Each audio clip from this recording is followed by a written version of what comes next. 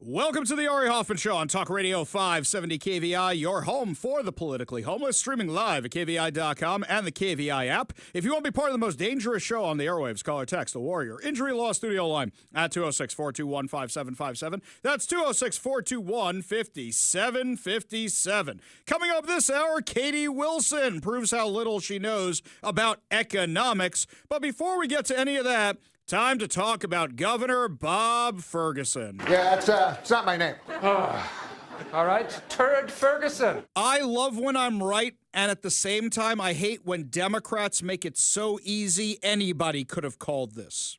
Do you remember, I said when they first started talking about the ICE raids and cracking down on illegal aliens and cracking down on drug gangs and human traffickers and all these illegal alien criminals, that the Democrats were going to take a victory lap on the fact that crime went down in our area? Remember I told you that? It happened today. So for the past few days, you have King County blasting out to the entire media, and because our media mockingjays just repeat whatever press releases are sent to them, King County has been saying crime is down, crime is down. Now, is crime actually down? Crime is down from its record highs. It's still very high. So it's down from its record highs because you didn't really have anywhere else to go. But it is down. It's not where it should be, but it is down. Do you think maybe that's because of what ICE is doing? Let's take a look. Let's do a side-by-side comparison, shall we? The Democrats who are taking victory laps on crime being down, what have they done to bring crime down? Shall we go through it? Defunded the police. They haven't actually fixed that problem yet. I know a lot of them put money back into policing, but they have not had a lot of success at hiring more police. I know Seattle likes to lie and say that they have. They really haven't done a good job of that. Let's take what else they did. Prolific offenders. Well, they keep getting released by activist judges. Activist judges have not stopped being activist judges, so they haven't sentenced a lot of people. They still continue to release people. Activist prosecutors are still not prosecuting. Can you point to one thing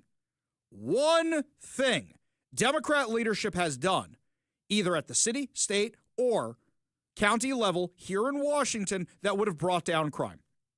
Not one thing. Not anything. But that hasn't stopped Turd Ferguson from taking a victory lap. He shared Fox 13's version of this article, which every single media outlet in town put out without asking that question, why is crime down? You know, I remember in social studies class, when I was in 6th grade, we had Mr. Hoffecker. Mr. Hoffecker, best history teacher ever. But he would say, you always need to know and he spoke with the heavy on the H, the who, the what, the when, the why, right? That was the joke. So Mr. Hoffecker was always very big on those questions, so I always ask who, what, when, where, how, why. Why is crime down? They always say crime is down. Why is crime down? Because it was record highs. It's not because of anything you guys did. So Turd Ferguson says, in the latest positive news for public safety, stop. Has there been any positive news for public safety around here? You guys have still been demonizing the police. You guys have been demonizing ICE. What's the positive news for public safety? What other positive news? He says King County is seeing a record low gun violence. Oh, I see. They're going to say, look, all our initiatives were successful. They're not. How many crimes do we do, which shouldn't have happened according to Bob Ferguson's laws, but criminals don't listen to his gun control laws? Grateful for all the work from law enforcement personnel and others working in our communities to stop crime. Who's doing that exactly? Give me the who, what, when, where, how, and why. You can't. Do you think maybe it's because ICE got rid of a whole bunch of illegal alien criminals and gang members? Maybe that had something to do with it? Maybe because President Trump sealed the southern and northern borders? Maybe that had something to do with it? Maybe because Donald Trump is torpedoing and hellfire missiling any narco-terrorist boat he sees, that's stopping drugs from coming into our area? Because I drive to Seattle, and it looks worse than ever before. Mike, I don't know if you go the same way home that I do, but what I do is I go towards Thomas, and then I make that left up Denny. You notice that abandoned building that has no stores in it? It's got apartments above it, but no stores. You notice there's more tents and more homeless people, and it's getting worse and worse. And I notice more homeless people around Como Plaza. I'm noticing more of them in the Seattle Center area. This is the tourist area of town. This is where you're supposed to keep them away from. And I'm seeing more and more of them. So tell me again how things are getting better. They're not actually. But at the same time, you guys are claiming that things are getting so much better, you won't give ICE the credit it deserves. You won't give the Department of Homeland Security the credit it deserves. You won't give federal law enforcement like the FBI the credit it deserves. Those of you who've been listening to the show for a while know one of my new favorite pastimes, and feel free to make fun of me, is reading the press releases from the FBI, the Department of Justice. They are so exciting, entertaining, and tragic. You get every emotion reading the press releases. It's great stuff. I love seeing this stuff coming in, telling us about all this. Some really messed up stuff, some really scary stuff. But I read these things and I see the amazing work they're doing. I see how they're working with local partners, with the Bellevue Police, with the Seattle Police, with the King County Sheriff's Office. You should be praising the federal government's involvement, but instead, no, they're going to demonize the federal government. Out of the other side of his mouth, what does he write in the post before this? In January, I created the Family Separation Rapid Response Team to support kids who are torn away from their parents by the Trump administration. Stop. Can we stop right there for a second?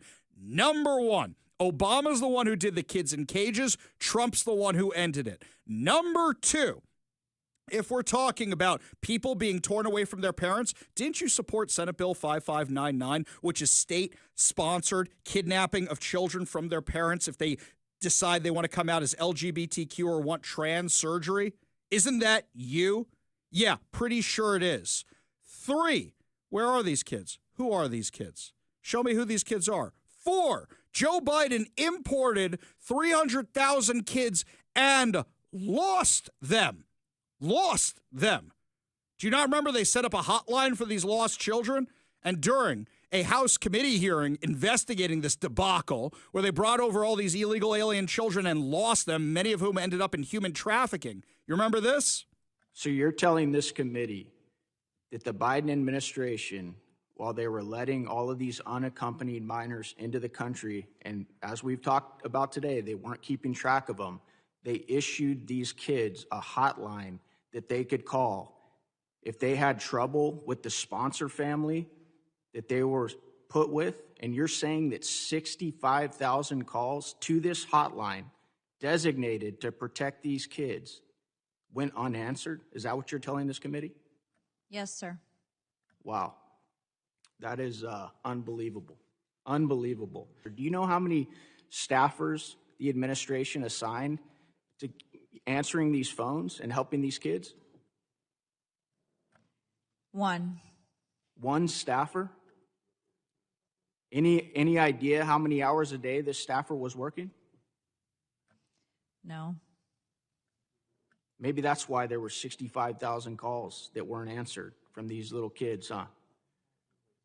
Unbelievable. Yeah, well done. But Bob Ferguson is demonizing the Trump administration. You know the Trump administration has found 30,000 of these kids so far? They're trying their best, but losing 300,000 children, possibly to human trafficking or worse, is such a debacle, and I didn't hear Turd Ferguson talking about that at all. Democrats don't want to give any credit to the feds whatsoever. It's clearly not their stuff locally that's doing anything. One of our other local geniuses, Democrat Representative Pramila Jayapal, the Democrat from Hamas, today announced a bill to eliminate the ability of DHS to detain illegal aliens and require that illegals be given taxpayer-funded lawyers. I kid you not, this is what she was pitching up on Capitol Hill today. Today to say enough. Our Dignity for Detained Immigrants Act has a remarkable, unprecedented 123 original co-sponsors. Before we've even introduced it, 123 co-sponsors, and it overhauls the detention system. So you have 123 Democrats who are supporting you and give the illegal aliens taxpayer-funded lawyers and shut down ICE. That's your brilliant plan? It drastically scales back the use of detention. It ensures that every single immigrant who is in detention has their human and civil rights protected. Our bill also phases out the use of private for-profit detention centers. It prohibits the detention of children and families and makes it harder to detain primary caregivers and vulnerable people like pregnant women or seniors or workers who are whistleblowing on unscrupulous employers. It requires DHS to allow members of Congress to do our jobs and conduct those unannounced inspections that hold these facilities accountable. Oh, yeah, we should definitely let you guys run this show. You know, normally when you make these big announcements, you put up the cherub-faced children, as Mike would say, right? You put them up behind the person making the announcement. Do you know who's standing behind Pramila Jayapal while she's making this announcement? I know some of our Democrat friends get mad when I call her the Democrat from Hamas. Do you know who's standing behind her? Mahmoud Khalil. Literally the guy running events, supports, protests, riots for Hamas at Columbia University. The illegal alien who lied on his visa application, his student visa forms, to come into this country and should have been deported if not for activist judges. That's who's standing behind Pramila Jayapal, the guy who was honored by CARE, the Council for American Islamic Relations. That's an unindicted co-conspirator in the Holy Land terror trial, the largest terror financing trial in U.S. history. That's who you bring up as your poster child? Wasn't just her. Representative Delia Ramirez actually praised the fact that Khalil was standing there. Let me now introduce to you a leader for freedom of speech, for student rights, for humanity, for peace, Mahmoud Khalil. A leader of student rights. He locked people in a building. He encouraged people to assault Jewish students on campus. He locked janitors and engineers, people who are working as custodians in that building who are people of color. They're now being sued for it at Columbia University. This is a guy who gave out propaganda from Hamas's office. But he's a leader of student rights. He's a leader of human rights. The organization which raped women, the organization which killed 1,200 civilians, kidnapped over 250 more.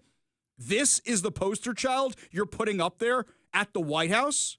Are you kidding me? What other pearls of wisdom did this representative have to share? The American people's anger and tolerance of DHS violations of our rights, that's what's the result of DHS unlawful, unaccountable, unconstitutional actions, which put the American people and our liberties at risk every day. Let me be very clear.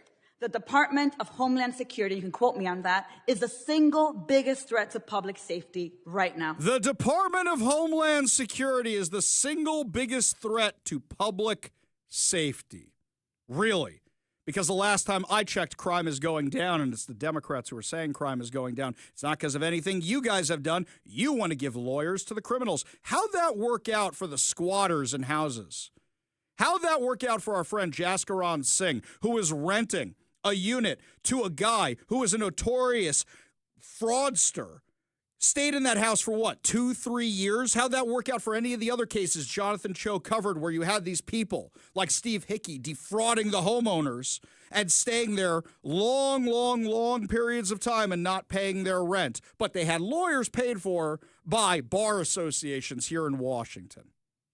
You know how I know I'm on the right side of history and all these people are on the wrong side of history? The Washington State chapter of the Council on American Islamic Relations, those guys who are tied to Hamas, they're the ones who are leading, their volunteers, their members are leading walkouts of students from public schools, condemned recent remarks made by President Trump regarding Somali Americans. In a recent statement, CARE said they were upset because these are derogatory remarks that he made against the Somalian population. Imran Siddiqui. Oh, you mean the guy who's literally supporting terrorism, who we have covered at great lengths on this show? Their executive director got all mad about this. Washington proudly holds one of the largest Somali American populations in the nation, and President Trump's comments are an insult to not only that community, but all immigrants. You know what you should be saying, dude? The actions of the fraudsters make my community look bad. I want them prosecuted because they set a bad example and they give everybody a bad impression of our community. If it was 50, 60, 70, 80 people involved, there are 20,000 who live in Minnesota. And they weren't involved. They're giving us a bad name. We should see them prosecuted to the fullest extent of the law. Instead, they're mad about his comments? No. What they're mad about is that their fraud was found out. I don't know if we talked about this at the time because I didn't have all the information yet. I thought this was weird. Remember bus bombing lady, Uba Gardir, who was running for office? She was running for King County Council. I thought it was very weird that some of the money that was backing her was coming from random shops, random empty shops in Minnesota. Why was money for a King County Council race coming in from Minnesota? I still don't have the answers to that question. Well, you can guess. You can figure it out. I know the money was coming here. I know where it was coming from. Can't figure out why. We know there's always money that comes in from outside a certain area when there's an election. I can only surmise and guess. But what we should be doing is investigating the community here. Because you're looking at a population of people that come here, that the majority of them are not educated, the majority of them are poor, and the majority of them are living on welfare. And when you have all that happening, what exactly are they contributing to the growth, the expansion of our country? Not very much. It sounds like they're taking up the resources. And now we have this whole fraud thing on top of it. When people used to come through Ellis Island, they had to demonstrate they would not be a drain on our government's resources. In fact, still to today, if you come here legally, you have to do the same thing. Democrats seem to have forgotten that. Let's just give out stuff to anybody who wants to come here. We cannot afford it. There are 9 billion people on this planet. Do you want to give Social Security to every single one of them? You ask a Democrat, the answer is going to be yes. You want to give Medicaid, Medicare, you name it, to every single one of them? Yes, they're the same people pushing for a basic universal income like they just passed in Illinois. That's what they want. They don't care who's paying for it. They believe they can spend your money better than you, and they want to spend it on illegals. They want to spend on illegal alien criminals. They literally want to give them lawyers to circumvent our system. And then what makes me sick is people like Bob Ferguson taking a victory lap, people like Gurmay Zahalai taking a victory lap, saying, look, crime's down. We did it. What did you actually do? You didn't do anything. You guys are attacking ICE agents. You guys are doxing ICE agents. You guys are doing everything you can to get in the way of ICE and the Department of Homeland Security. And yet they're the reason crime is going down. Under your watch, crime went to record highs. Let's do this for a second. What is the only thing that is different from 2023? What is the 2023 is when we hit the record on homicides and gun violence. What is different between now and 2023? There's only one difference, and it's the guy in the Oval Office. That is the only difference between now and then. It's not because of anything Bob Ferguson did. It's not because of anything Gurmay Zahalai did. He's been in office for, 3 days? It's not because of anything Bruce Harrell did. It's because of what the feds are doing. You guys are taking a victory lap while demonizing them, while supporting terrorism, while working for people who are working against this country. Makes me absolutely nauseous. Absolutely nauseous. Speaking of nauseous, when we come back, my friends, Katie Wilson is out with a new video, which shows she doesn't know economics at all. And this is who people elected to be in charge of our city. We'll have that insane audio for you when we come back. You're listening to the Ari Hoffman Show.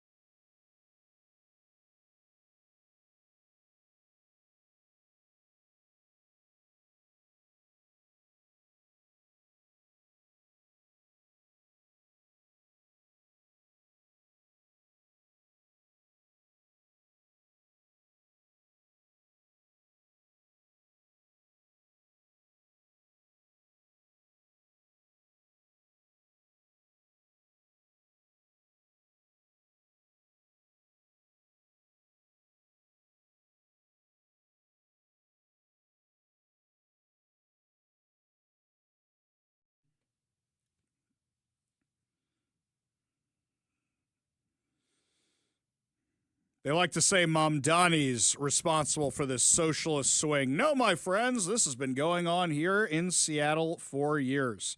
Well, Katie Wilson put out a new video, our Seattle socialist mayor-elect, and her new video shows she doesn't know jack squat about economics. Not at all.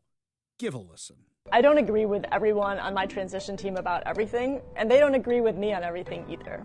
But I'm a firm believer that you don't need to agree on everything in order to be able to work together. That's the approach I've taken throughout my career as a community organizer. It led to coalitions that won the highest minimum wage in the country, taxes on large corporations, stronger renter protections, and better access to public transit. We're facing real challenges here in Seattle, from an escalating homelessness crisis to out-of-control costs of living, and it's going to take all of us to tackle those together. Hang on a second here. Hang on a second. You raise the minimum wage. You put massive taxes on corporations. You're bragging about that. And then you're wondering why things are so unaffordable. Do I need to draw you a line? Do I need to draw you a map? How dumb are you? If you raise the costs of businesses, then they raise the costs of doing business on the people who are buying their products. That's why costs go up. If you raise the minimum wage, then your slice of pizza, Katie Wilson, gets more expensive. Because Joe's Pizza has to pay more to have somebody make it for you and serve it to you. I know you're big on pizza. You made that whole pizza video showing you didn't understand economics. The mind-boggling stupidity here. Wait a second, Mike, let me do this a little differently. Let me do this from the leftist perspective, right?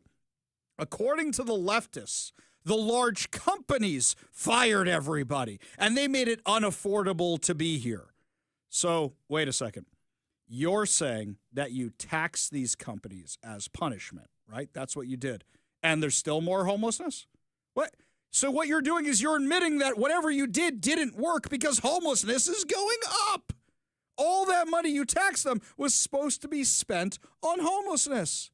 So why is homelessness getting worse? Congratulations, you played yourself.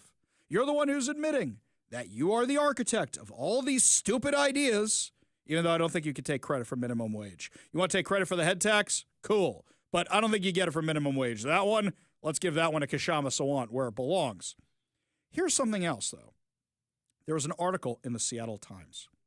And I was immediately dismissing this thing because it was listing who was in Katie Wilson's administration, and there are a bunch of underlings and nobody who's really popped up on my radar before. But then, buried at the bottom of the paragraph of the article was this paragraph. The structure of Wilson's office is built to reduce the number of people who directly report to her as mayor. A recommendation laid out in a post-primary memo crafted by the mayor's office alumni by consolidating department oversight under one person. The hope is to elevate the expertise contained among longtime city staff while greasing the skids for collaboration. No. Do you realize what that's saying? One of these people is going to be the person who everybody reports to, and then that person reports to Katie Wilson, which means whoever this person is, who she appointed, is going to be the one actually running the city. Katie Wilson is just going to be a figurehead. And my guess is they realize she's not very bright. She's not all there. She has no experience. Let's put somebody else in charge who's actually running the city. And Katie Wilson will just send out to make speeches because she's not that good at that either. Katie Wilson is not going to be the mayor of Seattle. She'll be the mayor in name only. That's it. That's according to the Seattle Times. Bragging about this structure, proud of this structure, happy about this structure. That is the plan. I told you she was a beard. Now they're admitting it. They're admitting She is not making any decisions. Whoever this person is under her is the one who's making all these decisions. That's what they're doing. They are running the show. She is not. She is an empty vessel. Has been from the beginning. They'll keep having her make her little videos and such, but she's not actually running this city. We're about to see what these progressives who work behind the scenes, who now have full control of Seattle, what they deem and what they think is going to happen, and it's going to be an absolute disaster. This one here from the 425, Ari, crime is down because it's not being reported. My car was broken into last month. The city of Seattle has a crime report that is so long and difficult to fill out. When they want to know my race and gender, I stopped and gave up. Waste of time. It's impossible to just report the crime. I don't want to give the city every detail of my life. I suspect I'm not the only person who has this experience while trying to fill out the police report. I'll tell you this, 425, I didn't even try. When my wife's car got broken into a little while ago, didn't even bother reporting it. Just called the insurance company and filed a glass claim. Luckily, there wasn't that much in it at the time. But how many other people aren't reporting crime? That's one of the major reasons that crime is down, because people said, why bother reporting it and maybe somebody will show up? You know how long it takes for the cops to show up when I get death threats? It's crazy, guys. It really, really is. That's why I don't chance my security to anybody else. Lots more to discuss as the show continues, my friends. When we come back, President Trump is making cars cheaper by undoing some Biden-era regulations. We'll tell you what's going on when we come back. You're listening to the Ari Hoffman Show on Talk Radio 570 KVI.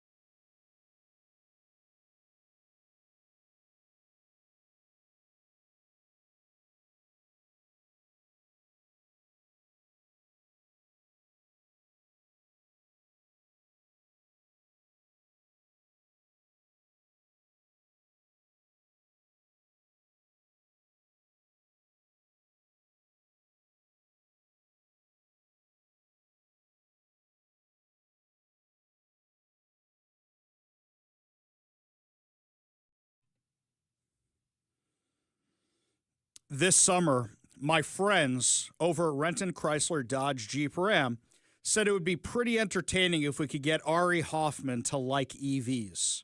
So they gave me a few EVs to drive around. We would swap them out once a month, once every 2 months. And I got to say, we did this whole segment on social media over on Instagram called Ari versus the EV.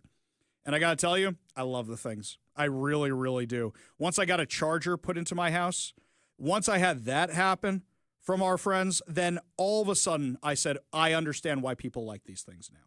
I really, really do. Now, mind you, I still like my muscle car, my big Dodge Charger with its V8 Hemi, and I still love that car.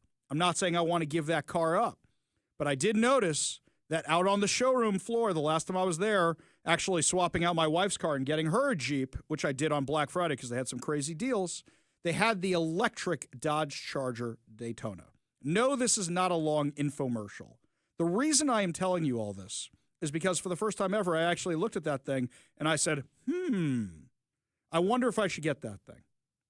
Now, that is a consumer choice, where a consumer says, do I want to drive the V8? Do I want to drive the electric car? That's not government incentivizing it. That's not government mandating it. It's, I tried a product, I like it better, I'll do this. Mike, I don't know if you remember the first time you used a DVD. First time you put that DVD in, you're like, I don't have to rewind this sucker. I can skip to certain chapters without fast-forwarding the whole thing. It's a better technology. First time digital download, not quite the same, though. You go, this is convenient. This is great. Why does the sound suck? That was my biggest problem with the digital downloads. But when technology is better or it fits your needs better, you will choose it. The problem I've always had with EVs was that the government was spending our taxpayer money trying to force you into these things or making mandates trying to force you into these things. It should be a choice. You think it's better for the environment? Cool. Go buy yourself one. You don't want to pay for gas anymore? Cool. Go buy yourself one. You like that they're ridiculously fast and that I beat my son in a Jeep, which was an EV, when he was driving my Dodge Charger? Cool. Go get yourself one. That's the consumer way. That is the free market. Also, news item, Ari beats his kids in cars. Ari just beats his kids. Let's just put it right there. I beat my kid in a Jeep. Exactly right. I will say there's a little experience, too. It's also who wants it more, right? So the kid goes blowing past me on I-5, booking it at 80-something miles an hour in my Charger. We were at a movie one night. I forget the last movie we all saw together. And I said, oh, you little, you know what? I'm going to catch up with him, and blew right past him in the Jeep. It was great. Anywho, the reason I bring all this up is because President Trump announced today a reset of the corporate average fuel economy standards, the CAFE standards, which were being pushed by the Biden administration, which were making cars more expensive. Today, my administration has taken historic action to lower costs for American consumers, protect American auto jobs, and make buying a car much more affordable for countless American families and also safer. We're officially terminating Joe Biden's ridiculously burdensome, horrible, actually, CAFE standards that imposed expensive restrictions and all sorts of problems, gave all sorts of problems to automakers. And we're not only talking about here, we're talking about outside of our country, because nobody could do it. Nobody wanted to do it, and it was ridiculous, very expensive. It put tremendous upward pressure on car prices, combined with the insane electric vehicle mandate. Biden's burdensome regulations helped cause the price of cars to soar more than 25%, and in one case they went up 18% in 1 year. Today we're taking one more step to kill the Green New scam. It's part of the greatest scam, probably, well, other than Russia, and a few others I could name. The greatest scam in American history, the Green New scam, and it's a quest to end the gasoline-powered car. This is what they wanted to do, even though we have more gasoline than any other country by far. And people want the gasoline car. They want everything. They want electric. They want to have lots of alternatives, but they do want the gasoline car. Right now, it's leading away by a lot.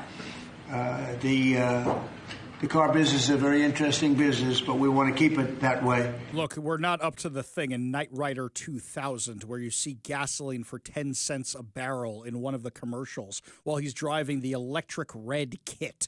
Yeah, we're not there yet, guys. But people still want their gas-powered cars. People still want their EVs. People still want their hybrids. And as I said, going back to the beginning of the Ari Hoffman show, if you want to get away from gas-powered cars, your best thing is not to jump to EV. Your best thing is to go to the hybrids. Everybody I know who has a hybrid loves their hybrid. Everybody I know who has an EV, they have varying things they say depending on which brand they bought them from. But everybody I know who has a hybrid absolutely loves their hybrids. And I know people who are now looking to buy hybrids. I don't know why the government skipped that step. I don't know why they did that. You got to transition people slowly, but also you got to get them used to a new technology and show them how it's not going to inconvenience their lives. Getting an EV, you got to get the charger for the house. You got to get the subscription so you can use the chargers out on the road. Some people want to do that. Some people don't. But if you're trying to get an entire economy away from gas-powered cars, you got to find an affordable way to do it. And saying these EVs, which are ridiculously priced right now, because the technology costs so much, that's not going to do it. It's not going to do it. Typical government goes, we'll just mandate it. You want to hear something funny, Mike? I went to the Dodge dealership to get my wife's car. So we traded out her car. We got her a new Jeep Compass. It's a great car. Love it. She wants something smaller. She wants something orange. It's bright orange. She wanted that car. I buy cars pretty frequently because I'm always swapping out my Chargers until they discontinued the V8s. So I'm used to the forms, and they gave me a new form. And they said, this one is, if you want us to engrave your catalytic converter. I said, what? And they said, yeah, we'll put your name on your catalytic converter if you want us to. She gave me a look, knowing what was coming. I'm friends with the people over at Dodge now. I'm there so often. So what happens? Washington State passed a law that because catalytic converters are stolen so often from all kinds of vehicles, on the off chance your catalytic converter is found, they can return it to you. But by then, you've probably bought a new catalytic converter, which, by the way, is just something to deal with carbon emissions, a whole nother story about that. That's government's answer to crime. Not let's lock up the offenders, not let's keep prolific offenders behind bars, not let's prosecute crime. Let's have a form mandating that dealerships now have to engrave a catalytic converter so we know that it's yours. These insane restrictions are what's making it more expensive. Now you got to pay a guy to go engrave the thing, which means he's not doing something else. Now you got to spend the time engraving the thing when you could have just arrested the criminal. That's government. Ford CEO Jim Farley said this today. We were number 2 last year in EV sales. We were number 3 in hybrid, and we're the leading brand for combustion.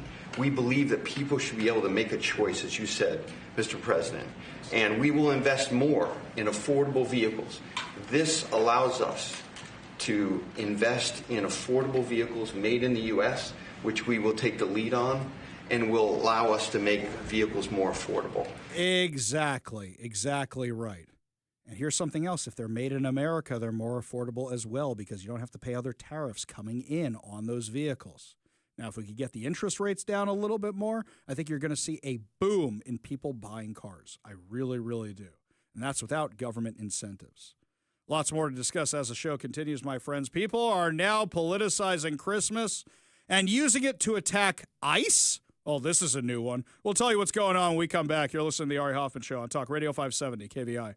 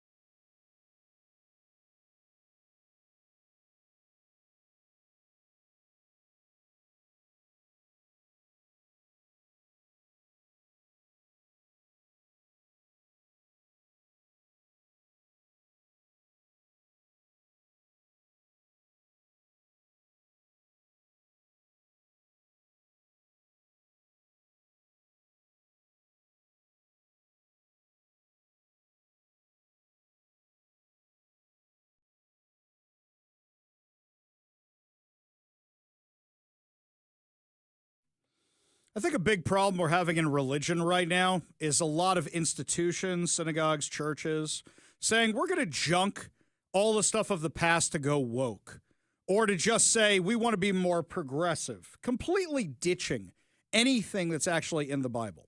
Well, now, just in time for Christmas, according to the Post-Millennial, a Catholic parish in Dedham, Massachusetts, is drawing attention after revealing a nativity display without Jesus, Mary, and Joseph, instead placing a large sign slamming immigration and customs enforcement. The display went up this week at the St. Susanna Parish, known as one of the most left-leaning parishes in the Archdiocese of Boston. The sign reads, "ICE was here. The Holy Family is safe in the sanctuary of our church. If you see ICE, please call LUCE." I don't know who that is. Parish pastor Father Stephen Josama said the move follows a long-standing tradition of using the nativity to comment on national issues. Okay, I'm not that familiar with this religion. Is this what you do with the nativity scene? I thought the butter nativity scene or the butter Last Supper. Okay, cool. I get that. I have a sense of humor about these things. But to comment on social issues? What do you want to bet last year they probably wrapped a little baby Jesus in a keffiyeh? Even though, right? What do you want to bet this was one of those places? Oh, wait, I forgot. The Pope did that last year. They did that at the Vatican with the woke Pope that we used to have. Well, the new one's not much better. But this is crazy. This is actually crazy. I was on Newsmax a little while ago, and I was debating some Democrat strategist or Democrat activist. I forget who it was. They all blend together after a while. And I remember this guy was saying, "Ari, I'm a Christian, and we don't do the things that ICE does. That's not compassionate." And I said, "Well, I'm Jewish. And if Israel had better borders, maybe the Romans wouldn't have killed Jesus." You could see, like, you could hear, like, his brain overheating when I said that one. So what exactly, nativity scenes are used for politics? I thought you just want the cute little display in front of your house. Did I miss something here? You want to educate me on nativity scenes being used for politics? Give me a call or a text at 206-421-5757. That's 206-421-5757. I know when I go into that store in Leavenworth, oh, I love Leavenworth, but that all-year Christmas store that's in Leavenworth, when they have all the holiday dioramas, like you want the Ghostbusters house decked out for Christmas, you can have it. You want the Batcave decked out for Christmas, you can have it. I love that store, and I don't even celebrate Christmas. That store is amazing. I'm just happy walking in there, and I don't even celebrate the holiday. I didn't see anything political in that store. I just saw funny little baby Jesuses. You know, maybe it was Snoopy in the major or something like that. Am I missing something here? 206-421-5757. That's 206-421-5757. The pastor said the parish has been involved in supporting immigrant and migrant families, including several who attend the church. He claimed that some parishioners could face serious danger if removed from the country. He said they've done everything they're supposed to do, but their status could be in jeopardy. Well, then if they've done everything they're supposed to do, why is their status in jeopardy? The church's Peace and Justice group, part of Pax Christi, updates the nativity scene each year to reflect different issues. Past displays have focused on mass shootings, gun violence, and climate change. St. Susanna Parish previously made national news in 2018 when its nativity scene showed baby Jesus in a cage and the three wise men blocked behind a wall, a protest aimed at the Trump administration's family separation policy at the border, which we all know what that actually was, right? First of all, it was the Obama administration who started that, putting the kids in cages. Second of all, what's happening was these drug runners were threatening families, say I'm your kid or else. This is the kind of stuff they do over there. The church says the Holy Family will return to the major on Christmas Eve after the message has been displayed through the Advent season. This is bonkers. Absolutely bonkers crazy. But this is the problem we're having with woke religious institutions these days. Oh, here, I'm getting correction. Matt says it's manger, not major. Sorry, forgive my ignorance of the holiday. Thank you for that. Do appreciate that. This is crazy here. This one from the 206, it's 100% egregious, inappropriate, and offensive to use the nativity for advancing political causes. especially those that break the law. After all, the foundation of Christianity is how Jesus was born and then later died on the cross and rose again on the third day. Usurping for any reason, any other than that, is most unchristian thing anybody could do. Yeah, that's what I was thinking also. It's not even my religion, but this just seems blasphemous to me. Baby in the Manger, you want to make a baby Snoopy with all the characters from Peanuts? Cute. But you're not offending anybody with something. Why do I have a giant Mets apple on my front lawn? Does it have anything to do with Hanukkah? No. It's a cute decoration and it lights up and makes my house look pretty. Do reindeers really have anything to do with Christmas? Come on, guys. We all know the answer to that one, right? But it's fun for the holiday. I never heard of the manger being turned into a political thing. Lots more to discuss as the show continues. When we come back, more of your calls, more of your texts, plus Bellevue is being brutally honest about what happened to Seattle's Amazon employees. We'll tell you all about it when we come back. You're listening to the Ari Hoffman Show on Talk Radio 570 KVI.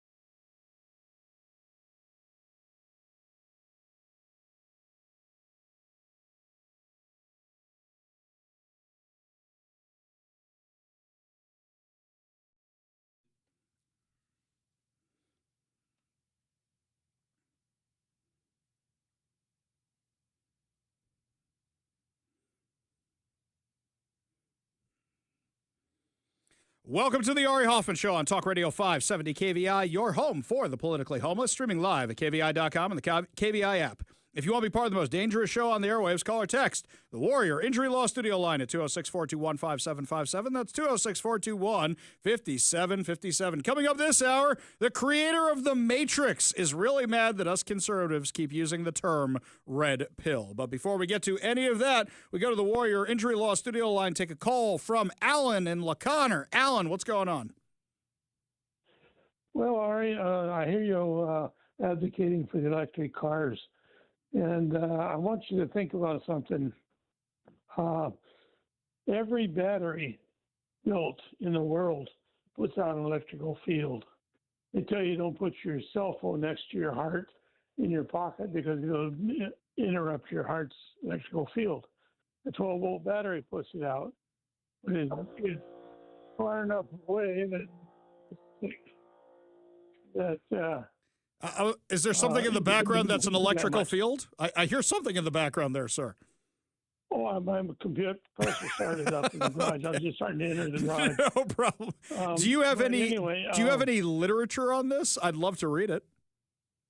Nobody. I came up with it. I started talking to my doctor. He's not my doctor. My neighbor is a doctor, so we sit on the porch and we talk and stuff. And I brought it up to him, and he agreed with me. And he says, "Yeah, 3 to 5 years, you're going to see heart problems hit this country like a plague from these electric cars because the electrical field is going to start disrupting hearts. People without no heart problems at all will start having heart problems within 3 to 5 years from these electric cars. You're sitting on top of a battery, full perimeter of the car, 4 to 6 inches thick for how many hours a day?" Alan, I would love to see some information on this. If your doctor friend has any of it, please email it to me, ari@kvi.com. That's ari@kvi.com, okay? Well, I don't think he has any information on it. I came up with it because I've been a car guy all my life. Gotcha. I built cars, I built show cars, and I know batteries, and I started talking and thinking about batteries and that. My only thought is common sense, basically. If you take a battery to that side, and it only takes a pinhole for the electrical field to leave a battery. Well, I'll tell you what, if you do get anything on that, send it over. And if it does happen, then you get to say, "I told you so." So you get to call us back and say, "I told you so" on that day, sir, okay? Well, yeah. I don't think you're going to want to, though. I think it's going to be bad for all of us. Appreciate the call, though. Appreciate you being part of the show. You want to be part of the show, you give us a call or a text at 206-421-5757. That's 206-421-5757. Did you know that during COVID, I kept waiting to see the mass migration out of Washington, and it wasn't happening. It was happening from California. It was happening from New York. It wasn't happening here. I would constantly say, when I would look at the numbers, why aren't people leaving Washington where you have Emperor Inslee? Why are people not leaving? Well, it turns out we found out the answer to that last year during the election, when we found out 1 million Californians moved to Washington. So those conservative friends of yours that left town, they were replaced by liberal Californians who had voted to destroy their own state and wanted to come here to destroy ours. That's what we found out. That's why Washington's getting bluer. Well, now it looks like what I was worried about happening is finally happening.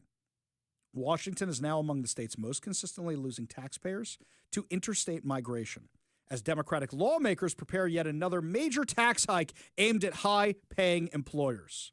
According to a new ranking published by the National Taxpayers Union Foundation, Washington ranks number 43 nationally, losing a net taxpayer to other states every 29 minutes and 55 seconds.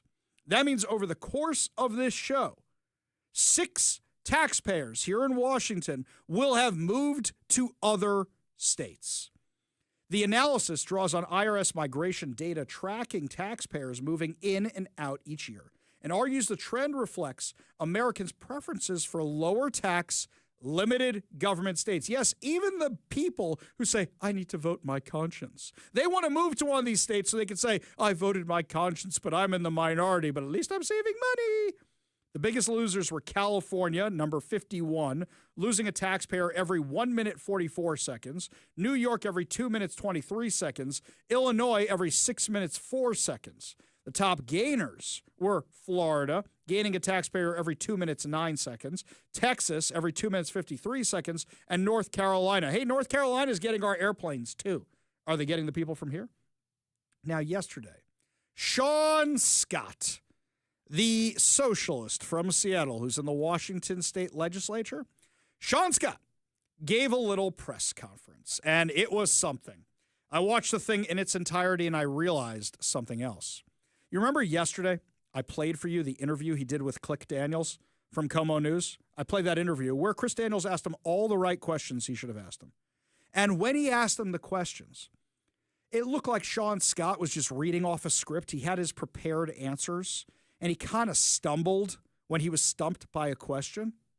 Sean Scott, to anybody in the media who asked him anything, gave the same canned answers. He's memorized this script that he's on, and when he's challenged with anything that deviates from it, he doesn't know how to answer. Doesn't know at all. Really fascinating. Now, before we play you clips of that, I want to show you what's happening in reality. So, the socialists say, well, it's no big deal if these companies leave, or they're not going to leave, or they're going to do their social responsibility. There was a fascinating story that Chris Daniels from Como News actually did last night. And what he did was he went and interviewed officials in Bellevue. And the officials in Bellevue were very, very candid in saying, well, we got all these jobs because Seattle's stupid. But now because Washington legislature is stupid and might tax these jobs also at Amazon and wherever else, they might leave Bellevue. Give a listen to a story from Chris Daniels of Como News. The state representative, Sean Scott, is pitching this business tax on the largest employers like the one that was approved in Seattle. And that has helped to attract jobs and business here to Bellevue, where now this city's mayor is warning that the same thing could happen on a state level.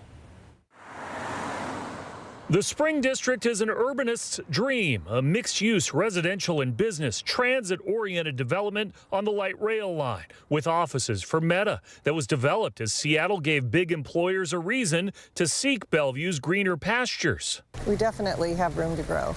And for Bellevue Mayor Lynn Robinson, it is also a cautionary tale about how Seattle's payroll tax would play out in the rest of the state. This would be detrimental to everybody, I think. It's a corporate payroll tax on annual wages above a $125,000 threshold.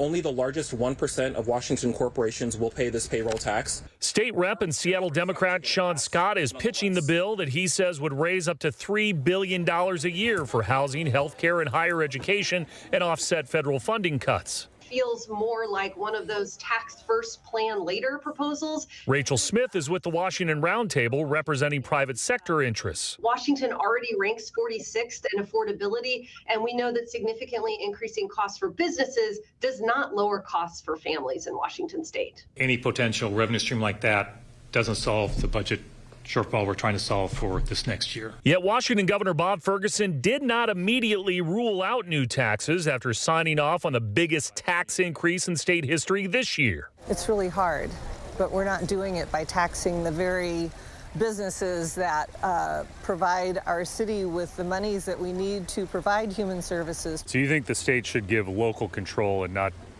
try to just cram this down cities' throats? Absolutely. Absolutely. Because, after all, Bellevue's sparkling Spring District, full of open space, just saw Meta decline an option to expand here this week. Perhaps a warning sign ahead of what will be a difficult conversation. Robinson suggests that about 10,000 jobs have moved or have been impacted since Seattle approved their payroll tax 5 years ago from the west side of the lake to here on the east side of the lake. I also heard from Bellevue's chamber president today who says he doesn't like this idea because Seattle businesses would be credited or exempted from this new bill, and he believes that would level the playing field and would hurt Bellevue.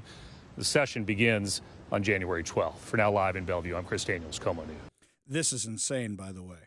You literally have the proof of what's going to happen, and you have the socialists in the Washington state legislature doubling down on this insanity. We know that Meta, as referenced in that report, that's Facebook and Instagram, they said they're not expanding here. Why do you think that is? Why do you think it's layoff after layoff after layoff here. I noticed that Sean Scott kept using the answer, oh, it's because of AI, because of AI. It's not because of AI, dude. If it was because of AI, you'd see the layoffs everywhere. Why is it always here? So yesterday for his press conference, our friend Brandy Cruz was down there. We spoke to her yesterday when she was on her way back, but she posted some clips of the questions she asked Sean Scott. Now, this first one is very entertaining. Why? Because she asked him, what happens if Amazon moves? And he says, don't worry, we'll make a collective to replace Amazon. I kid you not. Would you like them to leave, Representative Scott? Do you think that Amazon and Microsoft are a net good for our state?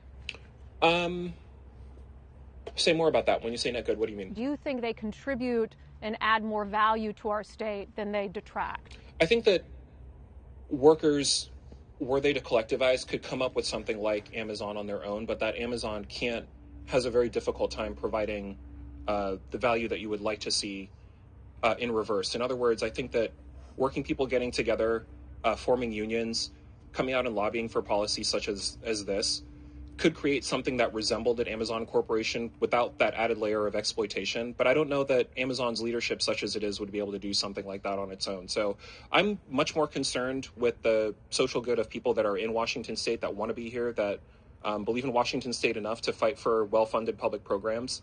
And they can speak for themselves through other channels if they would like to. Okay, he's lost his mind. Absolutely lost his mind. So number one, he's talking about a collective? Some kind of collective?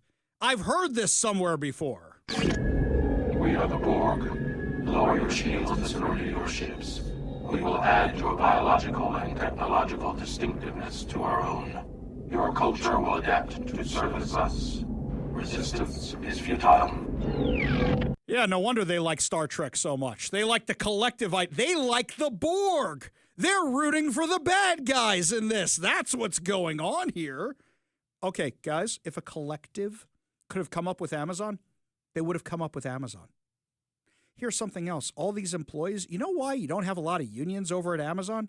They get health insurance. They get mental health and well-being support. They get paid time off. They get paid parental leave. They get a 401k. They get so many perks and benefits over at this place. I actually have a whole list of it right here to take the rest of the show to read for you, the perks that you get as an Amazon employee. But he thinks that this collective could do better. There's a book I think you should read.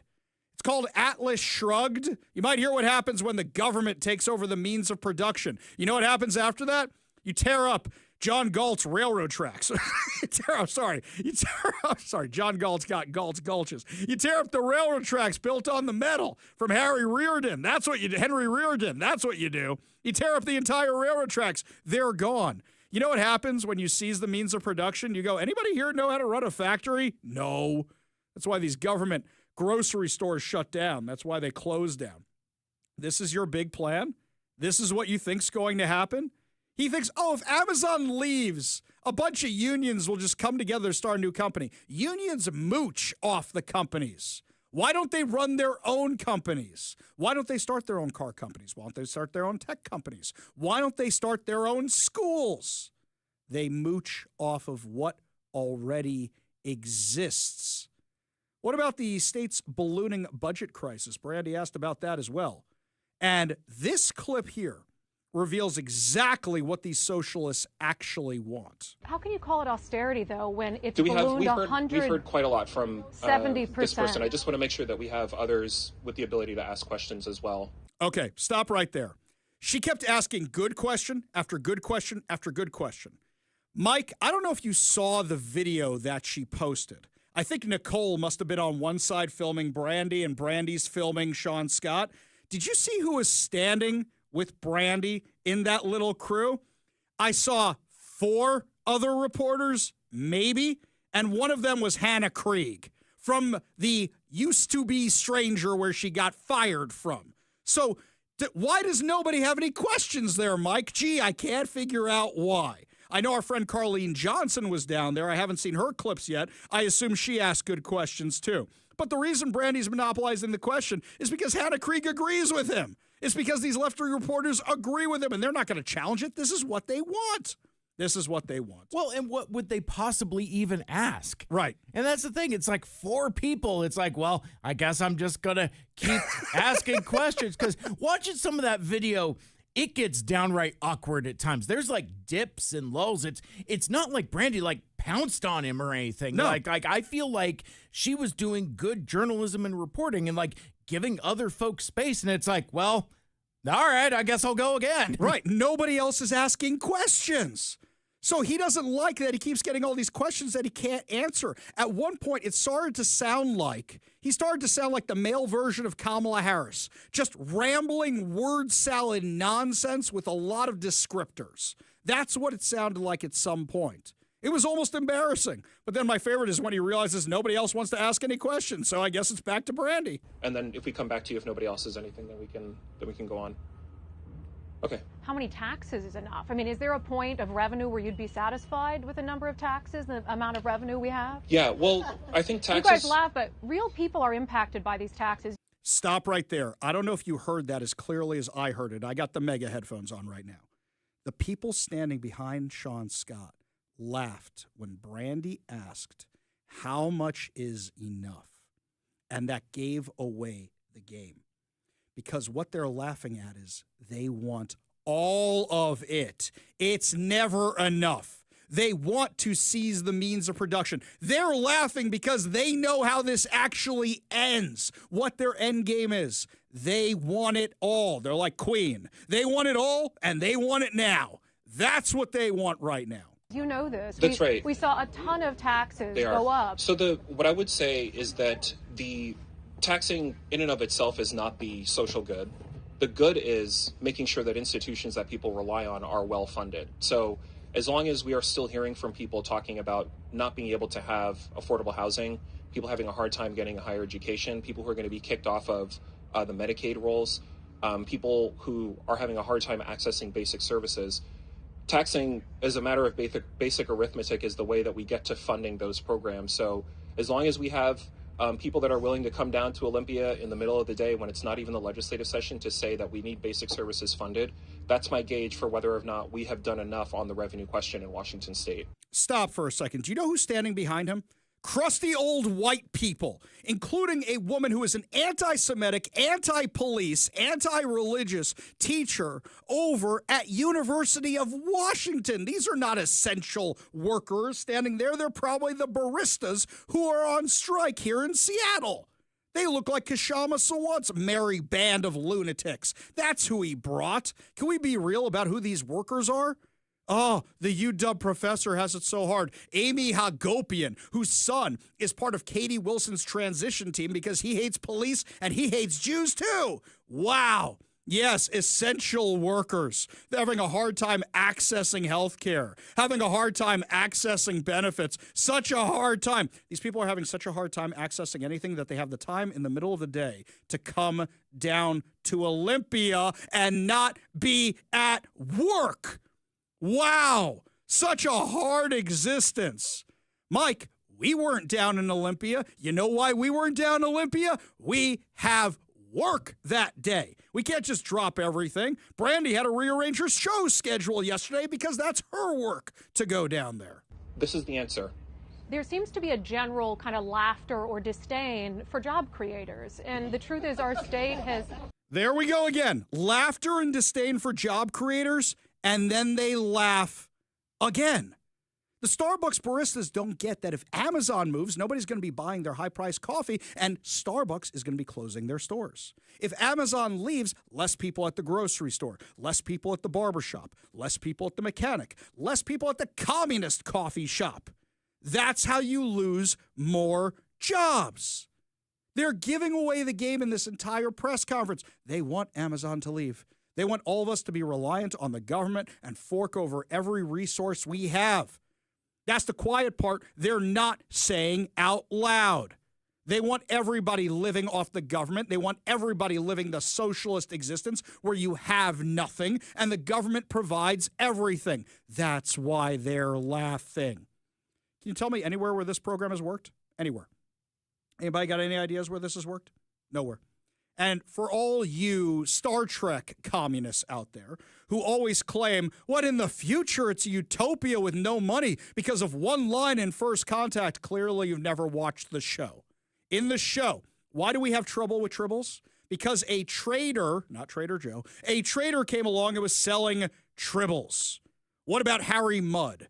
What about Gold Press Latinum? Have you guys never watched the show before? What about Quark? He literally runs an entire bar on Deep Space Nine, which is based on Federation credits or whatever else they have. Guys, you ain't getting your socialist utopia. And if you do, it ain't going to be a utopia. You know why? You'll have killed everything that's funding your socialist insanity. That's what they're counting on. That's what they want to happen. And they just gave away the game. When we come back, my friends, lots more to discuss as the show continues. Local crime around here, even though they say crime's down, crime's down. That plus more of your calls and more of your texts. You're listening to the Ari Hoffman Show on Talk Radio 570 KVI.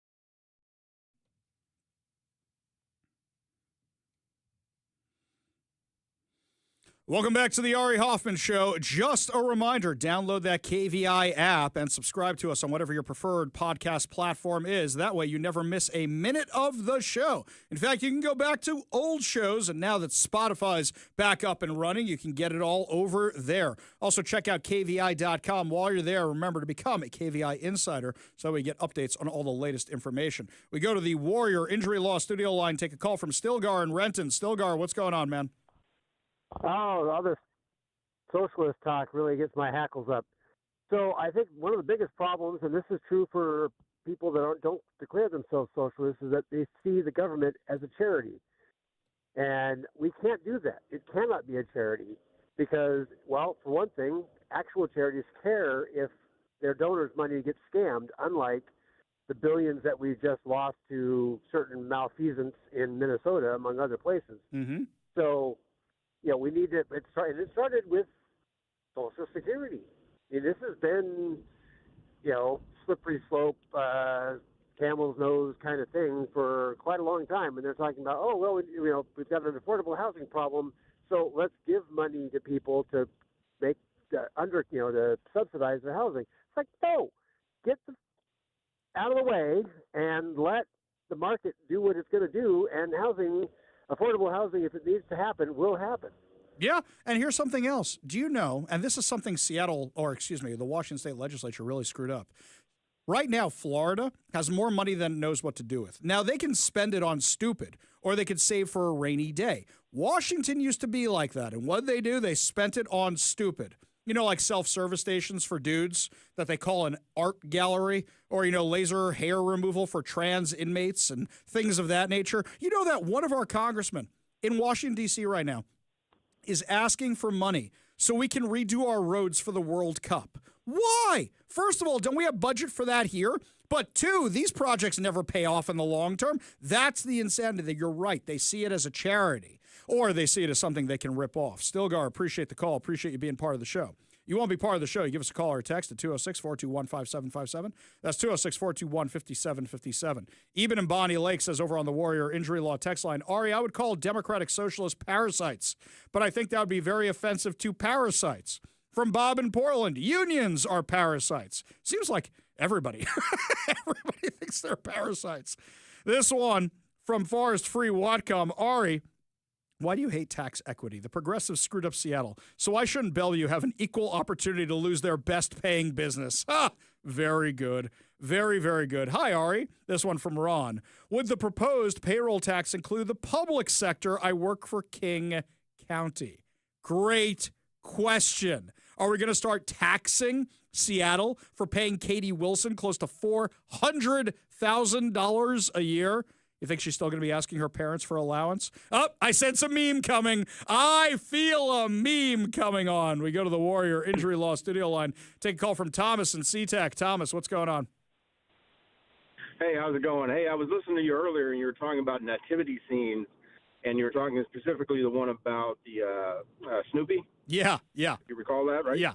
Yeah. There's a temple in Bellevue that every year for a week they display over 600 different types of nativity scenes, anything from the traditional to something funny like that. I have never been offended by it. Never. So those people that get offended, I invite them to go out there to check it out because it's pretty cool and it's awesome to see.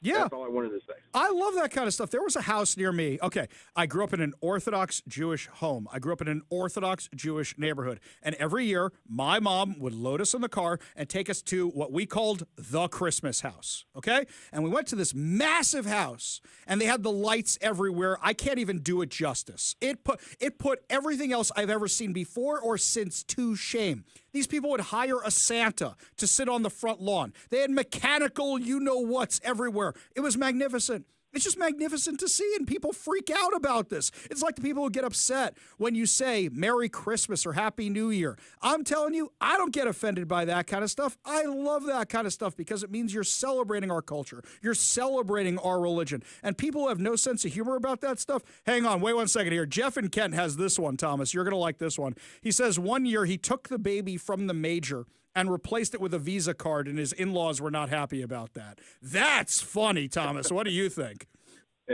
I think it's hilarious.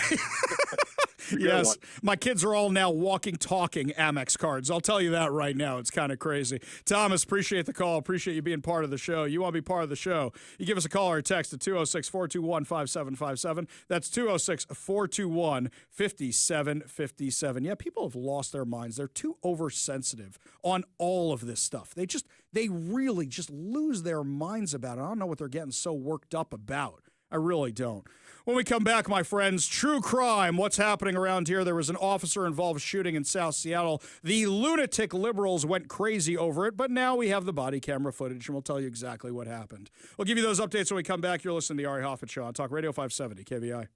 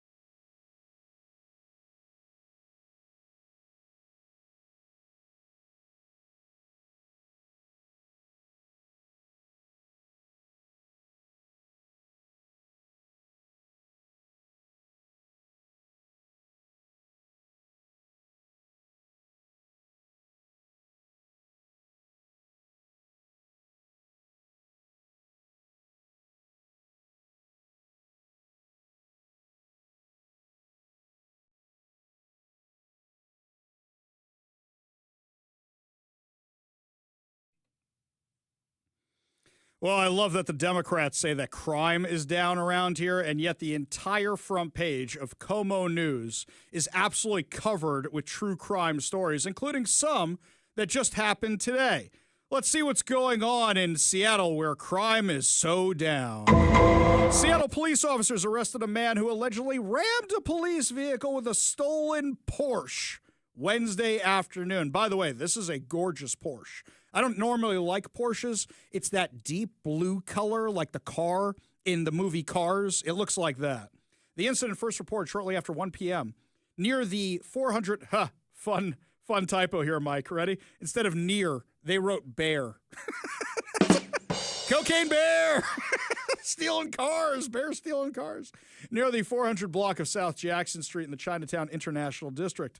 Seattle police received a 911 call about a man slumped over the wheel of the car. When officers arrived to investigate, they found the car did not have a license plate. Officers woke up the man inside the car. He got startled, began ramming the police vehicle multiple times. Sounds like drugs to me, or alcohol. During the arrest, officers sustained minor injuries. Officers also found a gun. We are so thankful our officers didn't get any more injured. This was a dangerous scenario. The car was confirmed as a stolen Porsche. The man police arrested is expected to be booked into King County Jail. All right, can we do predictions here? What are we going to find out? Are we going to find out he's a prolific offender? Are we going to find out he's homeless? Are we going to find out he's a drug addict? Are we going to find out he has a long criminal record? What are we going to find out, or do you think it's all of the above? Give me what you think. 206-421-5757. That's 206-421-5757. Call or text us. Meanwhile, got another one here from Seattle where crime is down. There's an investigation that's underway regarding a fatal officer-involved shooting that was near the Othello Light Rail Station yesterday afternoon. One man died, and a bystander had minor injuries from shattered glass as bullets flew through the typically busy neighborhood. Officers were called to the area around 1:30 p.m. Tuesday for reports of a shirtless man waving a gun. Officers ultimately shot and killed the man after they said he advanced towards them. Hang on a second. Shirtless man with a gun. I happen to know this area well. It's South Seattle. My dentist is over there on that corner. So I know the area. I know what's over there. Would you like to know how many homeless encampments are buried in the parks over there and the churches over there and everything else that's over there? Oh, you know what else is on that corner there? The commie coffee shop I was talking about yesterday. What is it, like Red Coffee or something? Yeah, literally a communist coffee shop. They're right over there near the light rail station. Anybody surprised by any of this? No, of course not.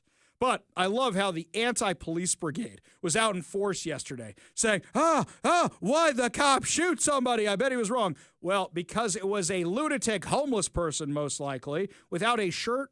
What was the temperature yesterday here in Seattle? A crisp 47 degrees. Yes, definitely shirtless weather.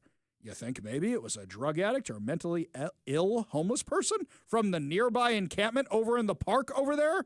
Just a hunch. Just a hunch. The damage from dozens of rounds fired by Seattle police could be seen on multiple shattered windows and bullet holes scattered around the intersection of MLK and Othello, an area typically busy with commuters from the nearby light rail stop. Okay, can we stop for a second here? Busy with commuters. I'm around there all the time. You know the busiest I've seen it? When the communist coffee shop has an anti-Israel protest. Busy with commuters. Oh, give me a break. Cindy Lee was behind the counter of her bakery when she heard the shots, thinking at first it was fireworks. Oh, that's a game we play in South Seattle. I don't know if you guys play this game in other parts of Seattle. We play it in my neighborhood. Gunshots or fireworks. We play it almost every single night. What do you think that is? Yes, I've gotten very good at this game, by the way, and my wife has gotten very, very good at pulling up the police scanner to see what's going on. Yes, fireworks or gunshots. Though police say officers tried to negotiate with the man, other witnesses say the shooting happened quickly, with some in the neighborhood sharing they believe dozens of rounds fired were excessive. Oh, did you talk to the people from the communist coffee shop? Is that why? Did they say it was excessive?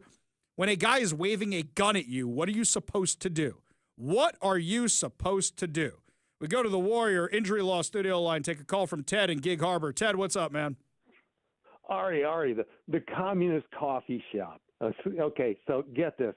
You know, the yuppie walks into the communist coffee shop and orders a mocha macchiato latte, you know, and the barista, who's, you know, about 5'5" by 5'5", says, "It's communist coffee shop. It's one flavor, coffee, and you will like it."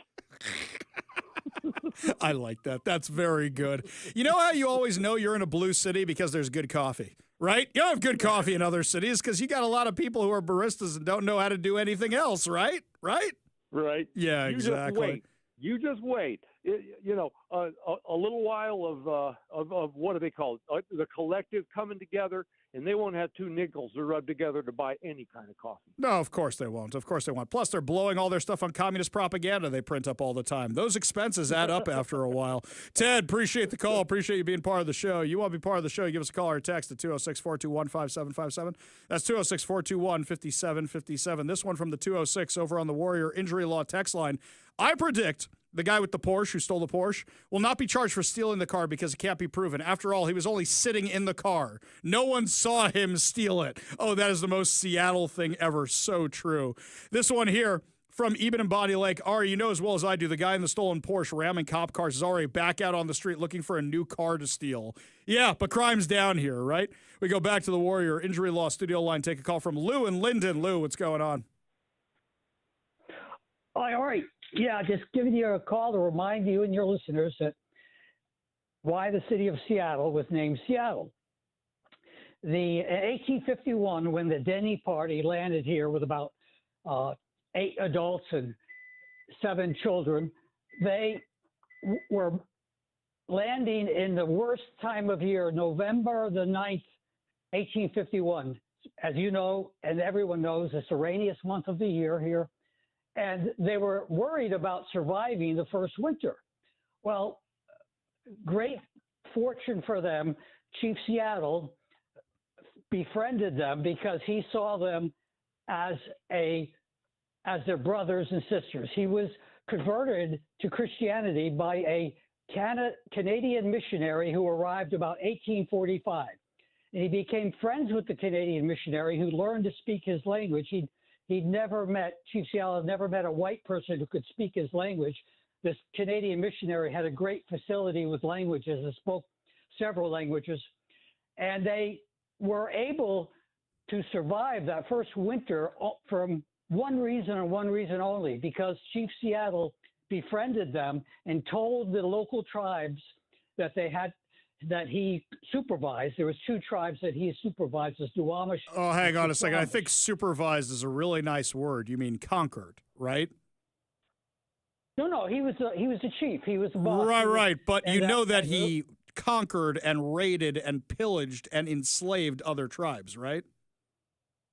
Other tribes, yes, because they attacked. They attacked Puget Sound tribes. So wait, you're saying a slave owner saved the white man? We should tear his name off all the buildings and statues around here, don't you think? In fact, on Polsbo at the gravesite of Chief Seattle, everyone should go there. It's in Polsbo, where he's buried in a churchyard, an old churchyard in Polsbo. It says on his gravesite, on his gravestone, engraved, it says, Chief Seattle, reliable friend of the white settlers, and his baptismal name is Noah, Noah. Noah. It doesn't say slave owner? It doesn't say that. No, it says Noah because he loved the story of Noah, because he'd been taught the flood story when he was a little boy. I think that story resonates very, very well with people in this part of the world, don't you? The flood story, yeah. Yeah. And believe it or not, Ari, he was told as a young boy that his ancestors were on a ship. And when the waters receded, the ship landed on Mount Rainier. What? And that's how. I thought there was just the original exactly Weedle. Like the biblical. Wait. I thought the Weedle was up on Mount Rainier and he heard all the sawing and stuff. So he came and went up on the Space Needle. Lou, appreciate the history lesson. Appreciate you being part of the show. You want to be part of the show, you give us a call or text at 206-421-5757.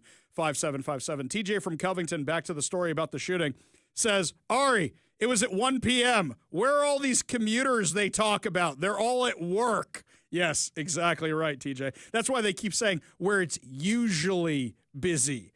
Oh, it's at 1 p.m., and it's not usually busy even during rush hour. Lots more to discuss as the show continues. When we come back, my friends, the creator of The Matrix is apparently really mad. We're all saying that people are getting red-pilled. We'll tell you what's going on when we come back. You're listening to the Ari Hoffman Show on Talk Radio 570 KVI.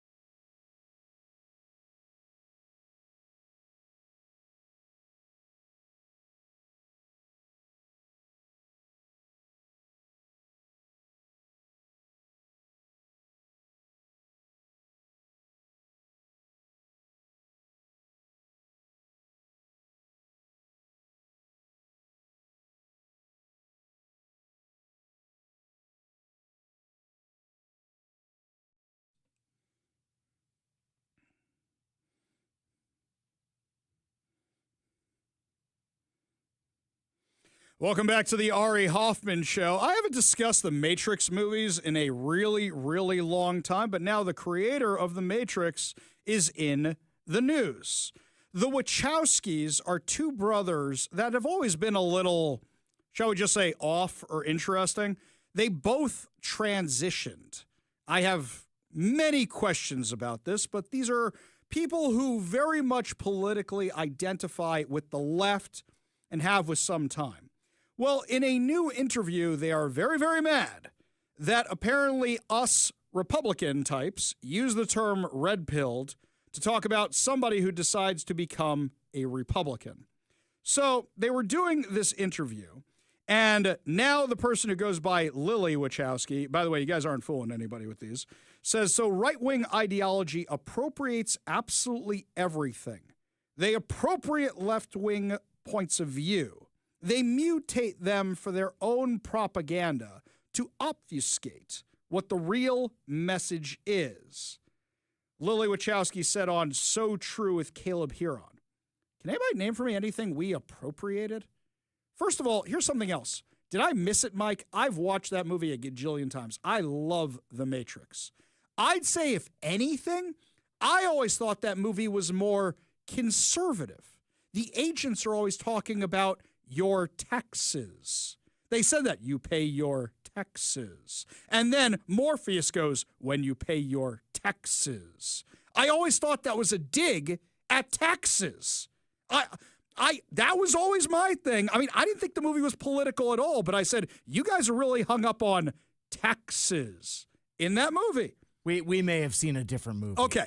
I mean, Mike, because the people that are in the pod, spoiler alert for a 35-year-old movie, like those are the ones paying the taxes. Oh, I get it, but it was like the anarchist weirdos eating the gray goop and stuff, the ones that are all free and stuff, no taxes. No taxes. I see. But then wouldn't that put them on our side? I don't know, man. I don't know. See, for me, I'm not that smart. I never saw the politics. I just thought it was weird how they always emphasize the word taxes. They overemphasize that specific word. And I got to think to myself, that was a directorial decision because two different actors are both overemphasizing the word taxes. Okay, my own hang-up. I was not politically active when I first saw The Matrix. Now I just watch it and enjoy the movie because it's a legit good movie. That first one, amazing. Really amazing. What are the things we appropriated? Really? The red pill was a natural thing. The red pill, blue pill kind of thing. In fact, I bet if you tell people that, most of them don't even know it's from The Matrix. I bet anybody Zach's age and around that have no clue it's even from The Matrix. So then Wachowski continued, this is what fascism does. What? Okay, what are you talking about? What are you talking about? Do they not like sombrero memes? Like, what are we talking about? Right. Oh, we appropriated Mexican culture. Is that what it is? Yeah. Tell me about all the people appropriating Hamas culture that are on the left, shall we? And so, of course, that's going to happen. They do it with absolutely everything. They do it, make America healthy again. It's like are you, what is going on? Well, that's what I say about your speaking skills. This idea, putting specific scientific gender in the words of where are we going with this? There's only two biological genders. They're calling it science, but that's not science, right? What? I'm just reading the transcript here. Transcript. I'm just reading that. I don't know what you're actually saying. Continuing, and that's what fascism does. It takes these things, these ideas that are generally acknowledged as questions or investigations or, truisms about, humanity and life, and they turn it into something else so that they remove the weight of what those things represent. I don't know what you're saying. This is like the Speed Racer movie. I don't even know what's going on in the Speed Racer movie. I kind of liked parts of the Speed Racer movie. I thought it was visually stunning, but I didn't like the movie itself. I thought it was well cast. I thought it was well made. I thought the script was garbage. That would be my assessment of the Speed Racer movie. And I like Speed Racer. I look at a lot of their movies, they're all trippy. They're all strange. They're all weird. And those last two Matrix movies, second one, I like. Third one, off the rails, crazy time. And then the new one, don't even get me started on the new one. You want our review of the new one, you can go look that up at kvi.com or you can find that over at the old podcast. But that one's completely crazy. I don't know what this person's saying here. You know what I would say if it was me? If the left appropriated something I created, I would say, thanks for the rental fees. Thanks for the download fees. Thanks for all this new generation rediscovering my terminology that's now giving me money that I can donate to Republican candidates or Republican causes. Instead, you do this and everybody goes, wait, I didn't know The Matrix was political. I don't even know who these directors are. Now I may not watch your crazy movie anymore. Well, they're different people now also. there is like that if you as watch well. the opening credits of or closing credits of The Matrix, it's like, ooh, let me see what else. Okay. Yeah, did they die? Did they get new? Is it their kids? I'm confused. Are these the parents? Very confusing stuff. When we come back, my friends, what's not confusing is the massive amounts of frauds that are being unveiled out there in Minnesota and how much of it is actually trickling over here to Seattle. Tell you all about it when we come back. You'll listen to the Ari Hoffman Show on Talk Radio 570 KVI.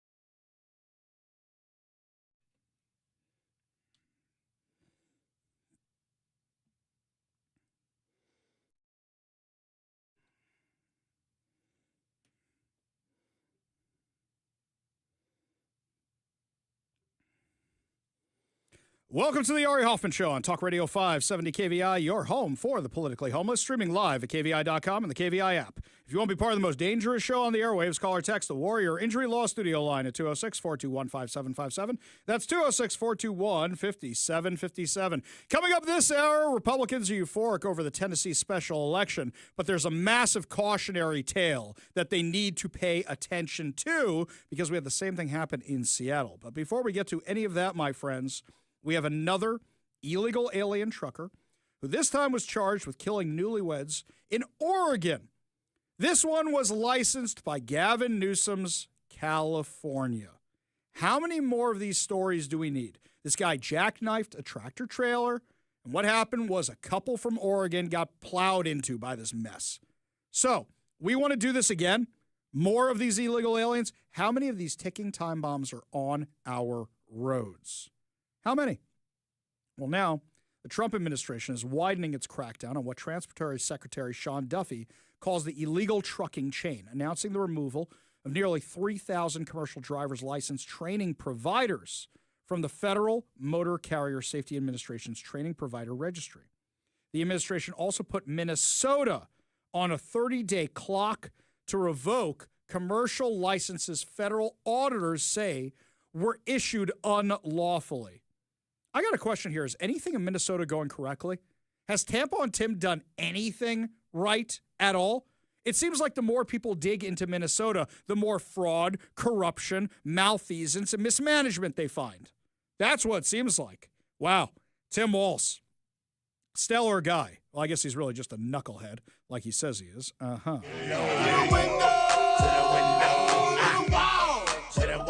Yeah, that song's too cool for him. I think it's... The Department of Transportation said the training provider removed target schools and programs that failed to meet federal requirements designed to ensure new commercial drivers are properly prepared before operating semi-trucks and school buses. Oh, school buses. Somebody came up to me at one of the Let's Go Washington events, said, Ari, love the show, love KVI. You know how you talk about all the time with the commercial driver's licenses, about how you have all these illegals who are driving the semi-trucks illegally and who can't read English and such? This person told me they do the same thing with the buses, with the school buses, with your kids. Now, this person, I asked you and I gave you my card and I said, if you have any evidence of this, can you please give it to me? Haven't heard from them yet, or maybe it's in my spam filter. But I'll tell you what, guys. If there are any bus drivers listening to the show, and the last time, you know what story we got from a bus driver last time? That all those school buses in Kent weren't working when Kamala Harris came to town. You remember that one? They said, Ari, find out how many school buses are working in Kent. They're the same ones Kamala Harris wanted to buy. So, school bus drivers. If you're at the yard right now, if you're on your way home from your route, don't call while driving, but afterwards, email me, ari@kvi.com. That's ari@kvi.com. And if you have proof this is happening, please send it on over. Another 4,500 training providers were placed on notice for potential noncompliance as they began a broader review of roughly 16,000 providers listed on the registry. Federal officials said providers were removed for conduct including alleged falsification or manipulation of training data, failure to meet required curriculum or instructor standards, incomplete record keeping, or refusal to provide documents during audits and investigations. The administrator, Derek D. Bars, framed the action as a blunt message to the industry. Providers unwilling to follow the rules have no place training America's commercial drivers. Let's do this for a second. Parents, I'm talking to you for a second. And if you ever teach your kids how to drive, did you want anybody passing your kids even if they weren't deserving of being passed? You didn't want the kid to be sad.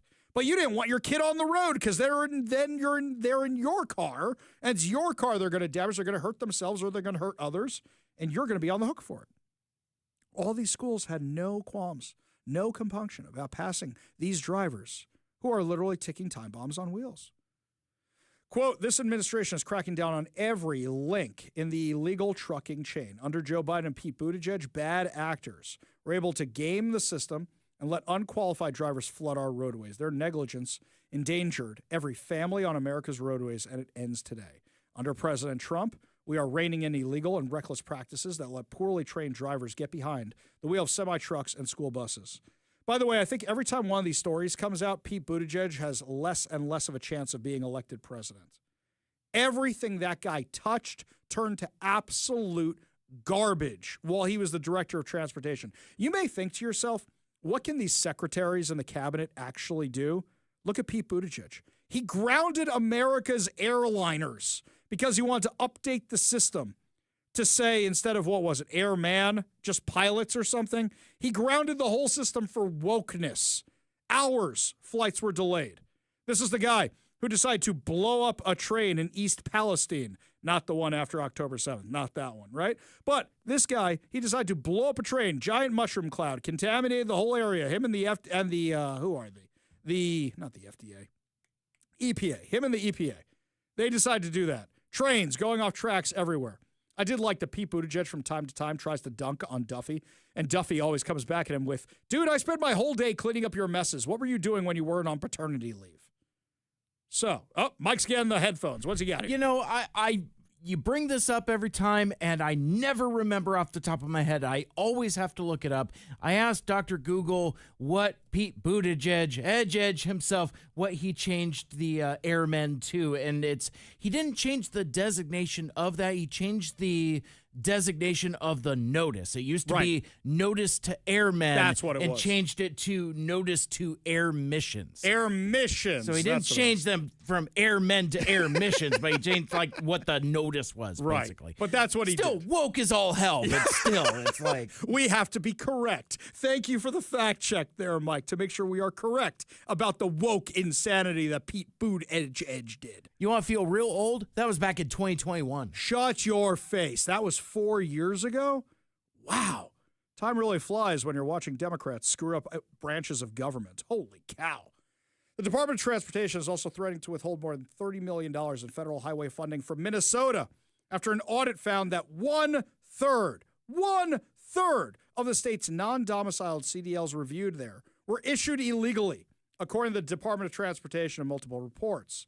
Minnesota has 30 days to come into compliance and revoke the licenses or risk losing the money. Hey, guys, do you know who's a lot of people in the trucking industry right now? Somalians. Got a lot of problems out there in Minnesota, huh? You think we're not having the same ones in Seattle? Drive in Georgetown. Go in Georgetown. Go in SoDo. Tell me who's running the majority of the truck companies there. Duffy also amplified the ultimatum, posting that Minnesota is on notice and must fix the problem within 30 days or lose the funding, saying that one-third of non-domiciled CDLs were issued illegally. The administration's push follows a string of fraud revelations spotlighting how unqualified drivers can be pushed through the licensing pipeline. You remember we told you about the Skyline CDL School, which has franchises operating in Washington and Oregon, which came under investigation after allegations have funneled cash bribes to an independent state-certified examiner in exchange for passing grades, effectively allowing some students who cannot meet standards to obtain CDLs. The White House has explicitly tied these actions, tightening training oversight and forcing states to clean up improperly issued license to a series of catastrophic crashes involving illegal immigrant truck drivers that prior to reporting had tracked. Those cases include the federal wreck tied to Hajinder Singh, the California pileup involving Partop Singh that critically injured a young child, the Southern California I-10 disaster involving Jaspreet Singh, and the Oregon crash involving Rajinder Kumar. Pressure has grown for federal enforcement that reaches beyond immigration policy and into the training, testing, licensing systems that put drivers behind the wheels of heavy commercial vehicles. I know it's a movie, but I keep flashing to this. You remember the movie The Long Kiss Goodnight? Gina Davis, Samuel L. Jackson? What's the finale of that movie? A truck with a bomb on it. A truck with a bomb on it wanting to blow up the bridge over Niagara Falls. As this whole nonsense and this fraud investigation in Minnesota continues, and we find out how far-reaching it is, what's the left go-to thing? You're all a bunch of racists. You're demonizing the entire Somalian community. You know what I find funny about that? The New York Times are the ones who said when these organizations were approached about the fraud that was going on, they said, we're just going to call you racists. You guys are literally doing the reporting from the New York Times, Representative Tom Emmer was on Fox News last night talking about the scandal. I'm just grateful that you're reporting it, and the reason that it's getting reported is because Donald Trump, President Trump, finally made this a national issue when he sent out a truth a couple weeks ago. We've been trying to sound the alarm in Minnesota for more than 3 years. Everybody's focused right now on $1 billion plus in fraud that has been stolen from Minnesota taxpayers, and a lot of it allegedly has been sent to al-Shabaab back in Somalia, a terrorist group. But you know what we're not talking about today? Do you realize that, it's not that all Somalis are committing crimes, but 80% of the crimes being committed in the Twin Cities in Minnesota are being committed by Somalis. And by the way, the FBI has been investigating Somali gangs in the Twin Cities now for months. I am grateful that President Trump has raised this to a national issue. This is it's kind of like a small version of what Joe Biden and Kamala Harris were doing at our southern border for the last 4 years. Tim Walz is as corrupt as the and incompetent as the day is long. You got $1 billion of fraud. You got the largest fraud case pandemic fraud case in the country. Yeah, and it's only getting worse. So you think that Minneapolis's mayor might have something to say about this? Maybe something. Maybe, because it's all happening in his city. What do you say about this? Good afternoon. My name is Jacob Fry. I'm the mayor of Minneapolis, and we are here to respond to a number of credible reports from several media outlets relaying that there are as many as 100 federal agents that will be deployed to the Twin Cities with a specific focus on targeting our Somali community. To our Somali community, we love you and we stand with you. That commitment is rock solid. Minneapolis is proud to be home to the largest Somali community in the entire country. They've been here for decades in many instances. They're entrepreneurs and fathers. They benefit both the culture and the economic resilience of our city. Targeting Somali people means that due process will be violated. Mistakes will be made.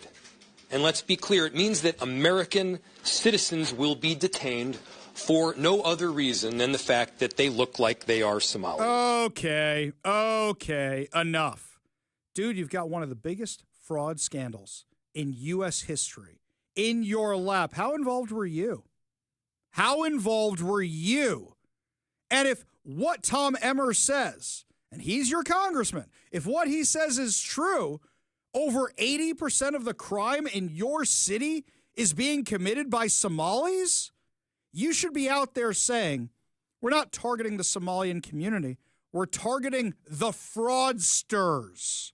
And unfortunately, it's in the Somali community.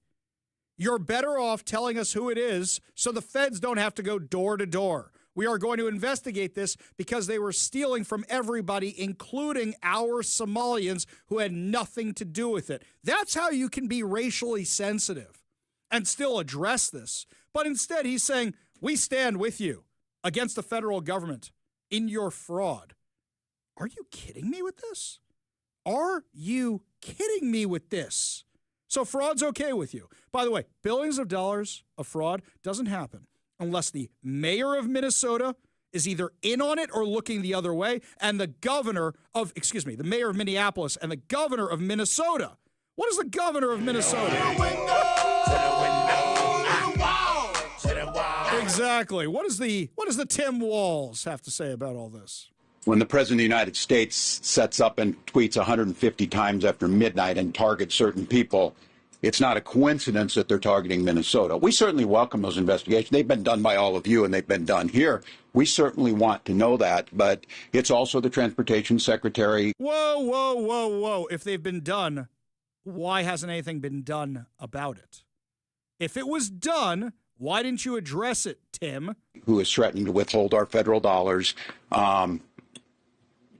Look, that's who they are. This is who they are. We welcome anybody who wants to help us. We're fixing it. And I said, Minnesotans know us and our team. Wait a second. If you did the investigations, why are you fixing it now? Why didn't you fix it then? Methinks you are full of it, Tim. We led us through COVID. We led us through George Floyd. We brought our economy to one of the... Whoa. COVID. You sent out the National Guard to shoot paintballs at people who are sitting on their own porches. COVID, you let police stations in Minneapolis burn to the ground. You didn't lead anybody through anything. Best in the country, and we'll tackle this. Other governors have dealt with fraud. I want to make sure I'm the last one that has to deal with it by putting these things in. If they want to help us, I welcome that. I think they do an investigation, find out, but I don't think anybody in here really believes their motive and their timing is about actually doing something about this. Whoa, Tim, if this was something you investigated beforehand, why didn't you go to the feds earlier?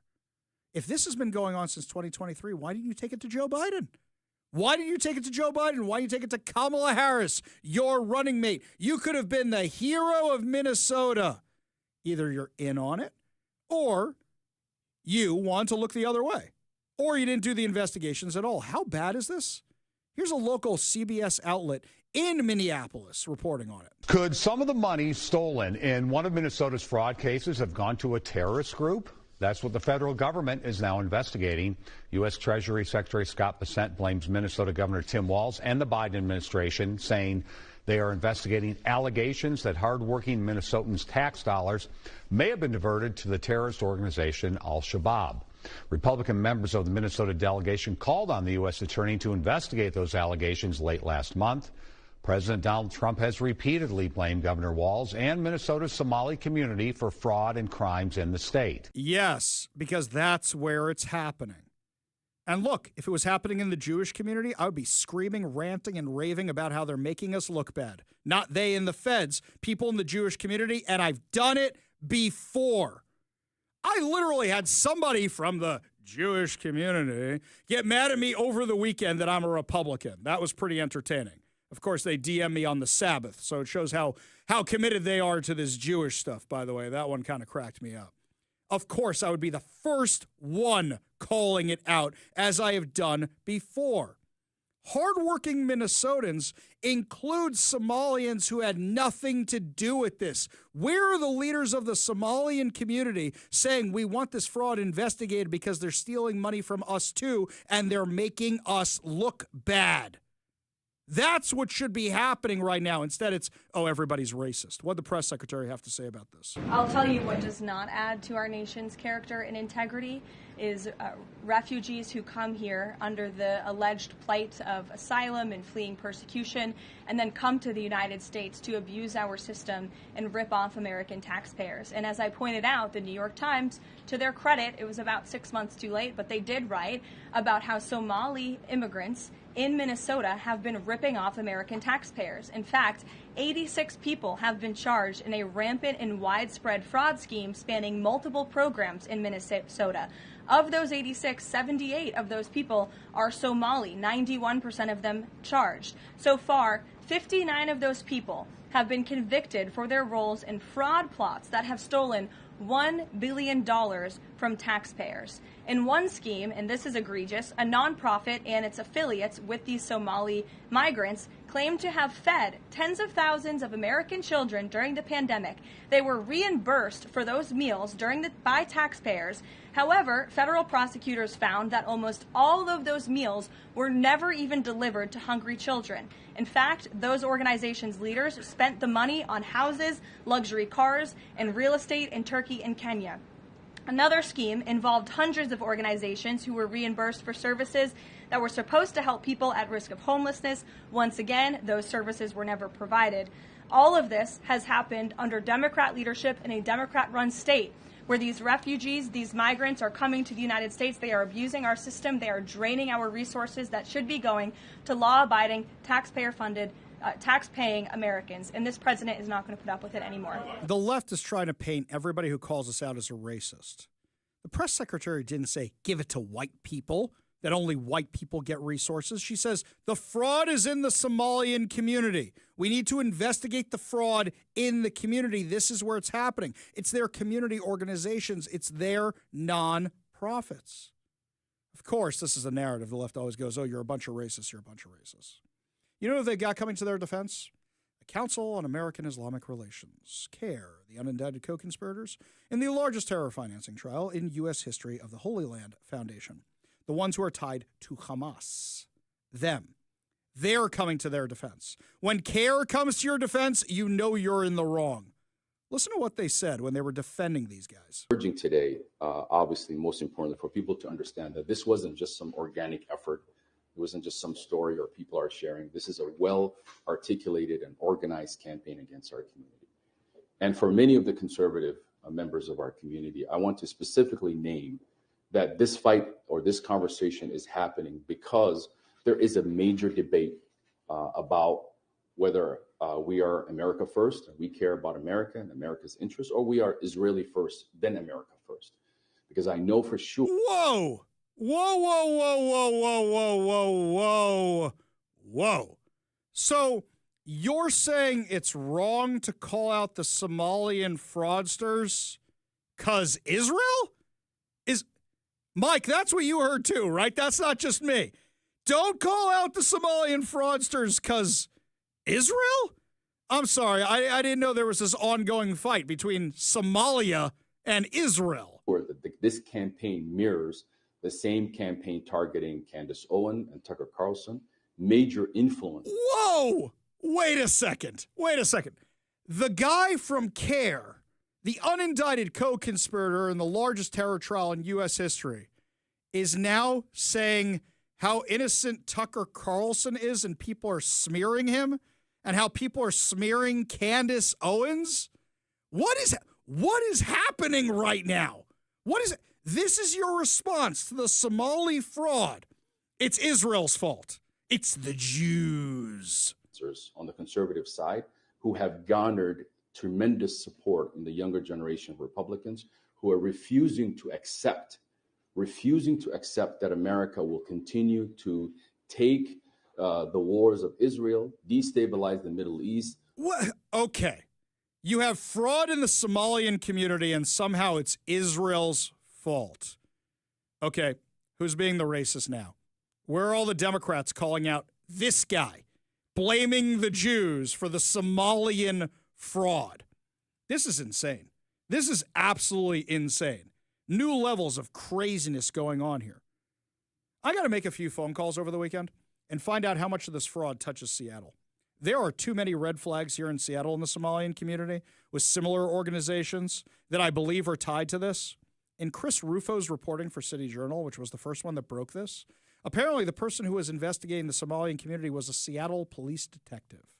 I got to get a hold of this detective and find out what he knows about this community, because why else would a Seattle police detective be investigating Minnesota unless there was an actual link between the two? We'll definitely have to check that out. And speaking of Seattle, when we come back, my friends, Seattle Department of Transportation has a brilliant new way to do bike lanes. It's insane. We'll tell you what it is because it's entertaining when we come back. But first, Todd Herman's Daily Thoughtcast, right now on the Ari Hoffman Show.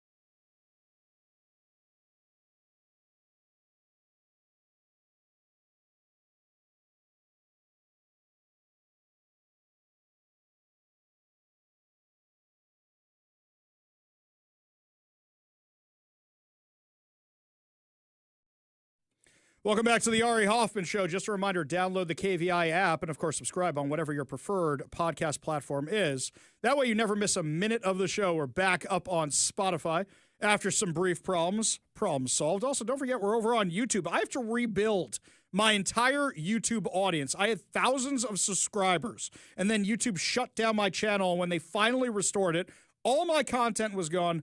All my followers were gone. So if you want, go find the Ari Hoffman Show over on YouTube, so that way we can pump those numbers back up again. Earlier in the show, we told you how Washington is losing a taxpayer every 30 minutes. Now we have flight out of Washington. And what I thought was kind of funny was the same day, this report comes out saying that Washington is in the top states in the country where people are fleeing because of high taxes. I saw this from King 5. Light rail expansion takes on increased urgency as 1.5 million more expected to move to Western Washington. Stop. Time out. If you're losing a taxpayer every 30 minutes, do you really need to expand the light rail more for 1.5 million more people? Really? What numbers are you guys using here? Western Washington's light rail network is expanding at full speed. But regional officials, here we go, warn that decades of delays have left the region playing catch-up with transportation vision first conceived in the 1960s. As the new Federal Way extension opens this week, light rail lines are focusing on pushing south toward Tacoma and across Lake Washington. Expansion comes as the Puget Sound region braces for staggering growth. Puget Sound Regional Council leaders have projections that show 1.5 million new residents arriving in the next 25 years. Mike, how is this even possible? If these companies are all talking about leaving, and you've got companies that are already working on leaving, what are you talking about?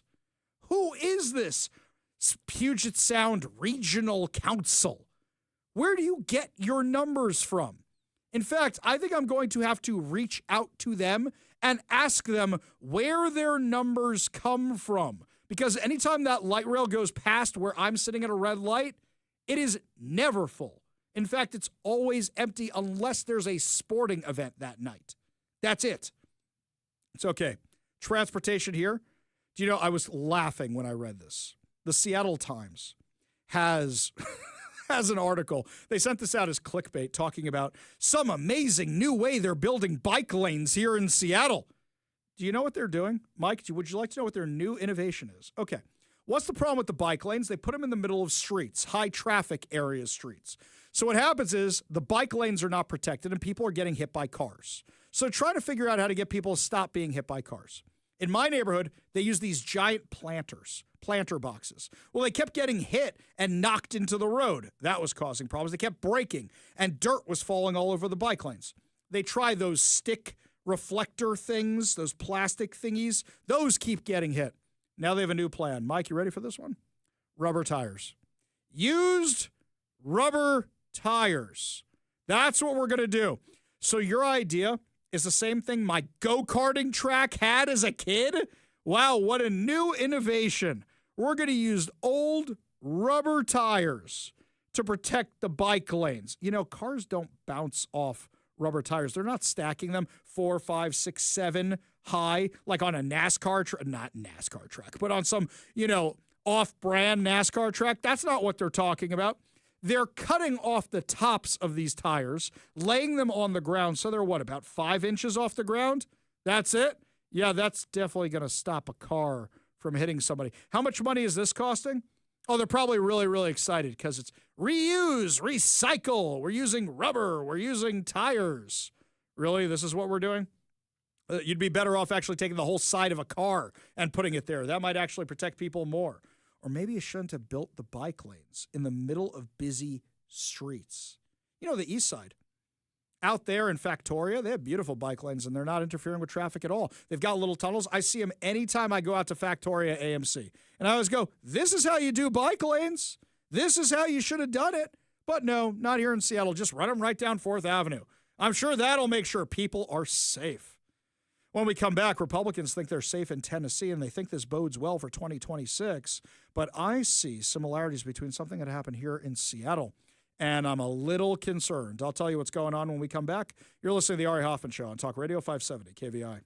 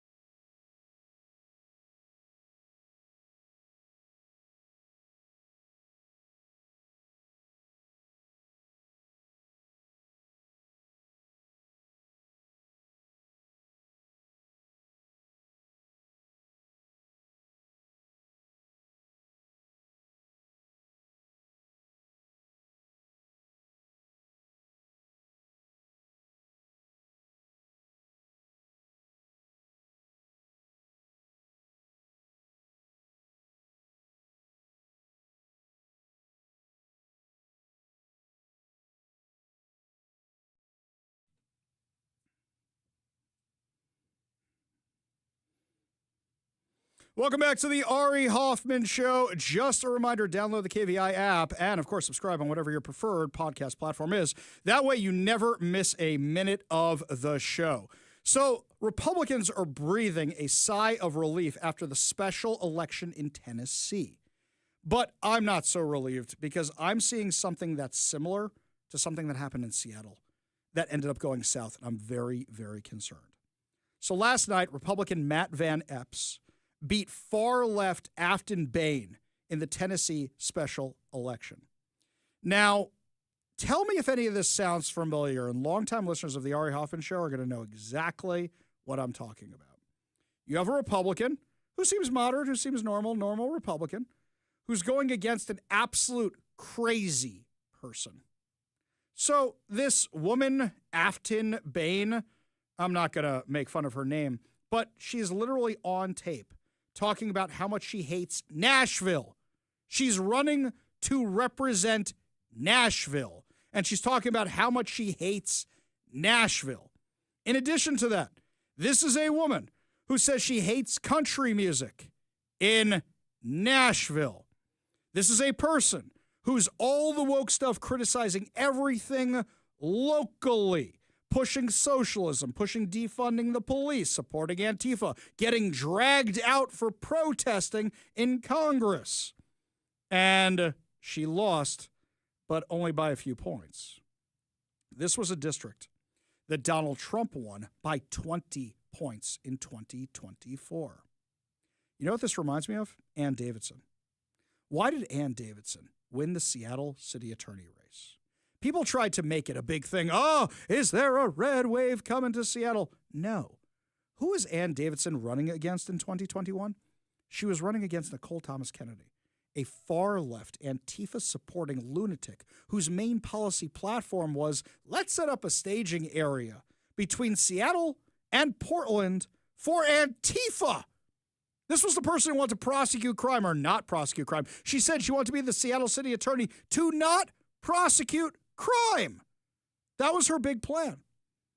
And I remember Ann Davidson barely won that election. Barely won. And I said at the time, young cherubed face Ari Hoffman, said at the time, is that if Ann Davidson doesn't make what she's doing out loud clear, the impact it's having on Seattle, and be very out there and in front of all this stuff, she's going to lose the next election. Because all the left has to do is pick somebody who's not crazy, who does a good job of hiding their crazy, and Ann Davidson will lose. What happened? And by the way, it was a blowout too. Whoever was working as Ann Davidson's PR person should be fired. Whoever was working in Ann Davidson's campaign should never run a campaign ever again, because they never, ever talked about her wins.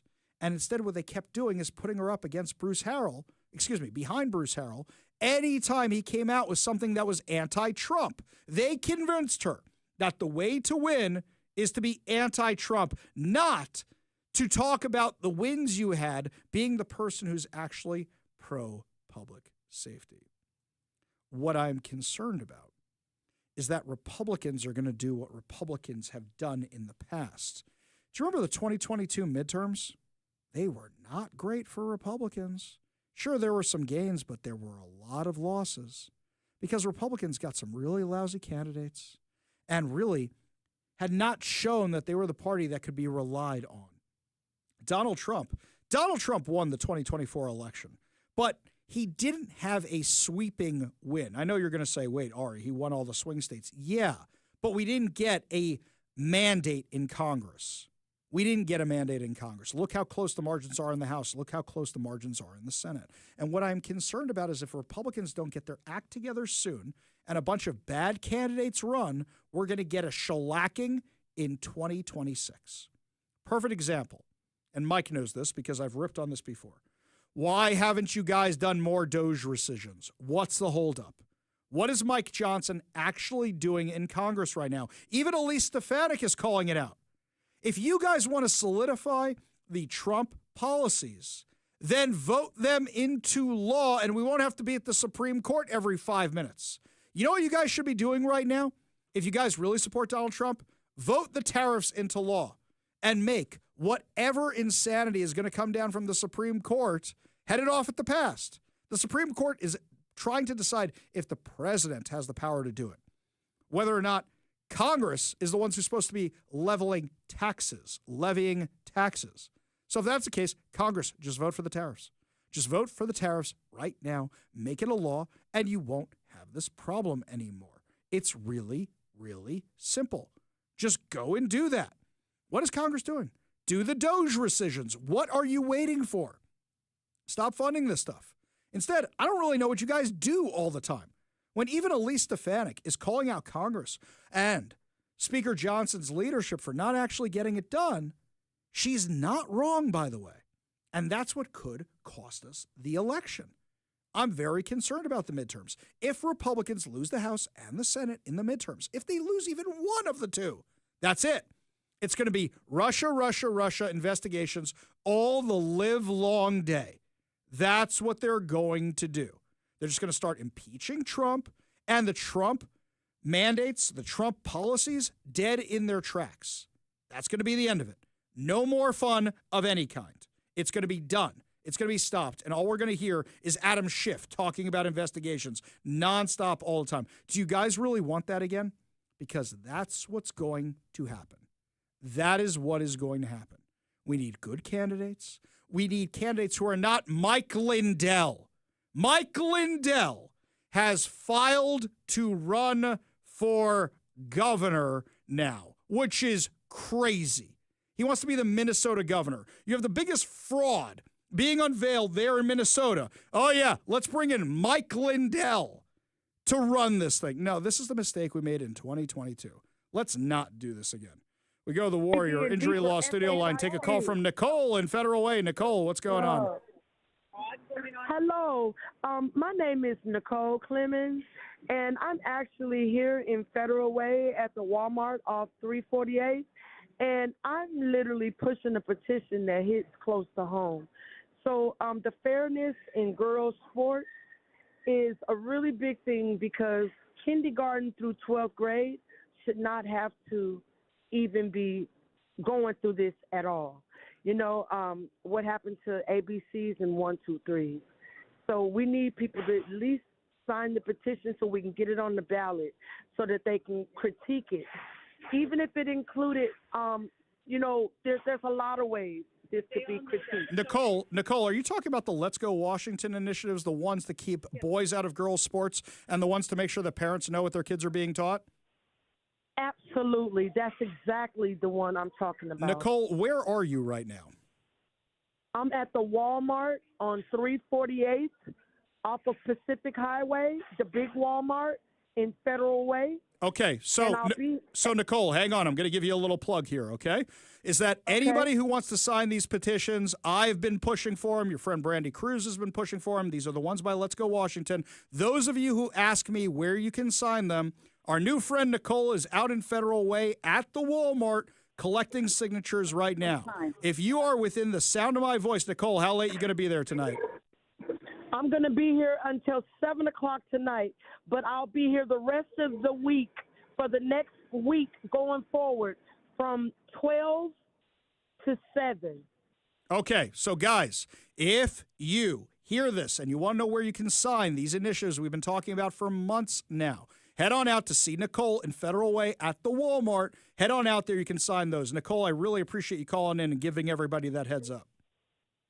Thank you so much for caring and putting us on the air. I appreciate you. I appreciate what you're doing. It's cold outside and rainy, so we appreciate that. You take care, Nicole. Only good news to wrap up the show. Your good news headlines put a smile on your face heading into your evening commute as you drive to the Walmart in Federal Way to sign the petitions. You're listening to the Ari Hoffman Show on Talk Radio 570 KBI.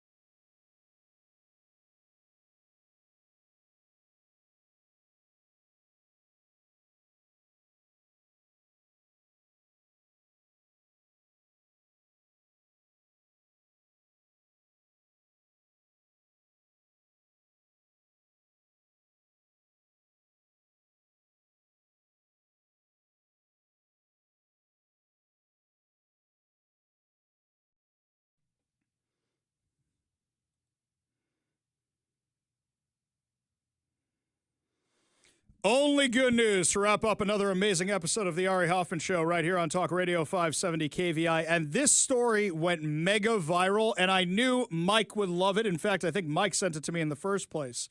Out of Ashland, Virginia, this one comes from NBC.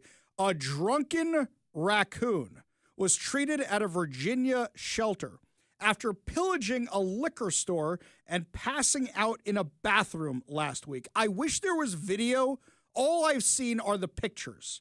This raccoon created a trail of destruction through the aisles, drinking all this alcohol, and then you literally see the raccoon, arms and legs spread out on the ground next to the toilet.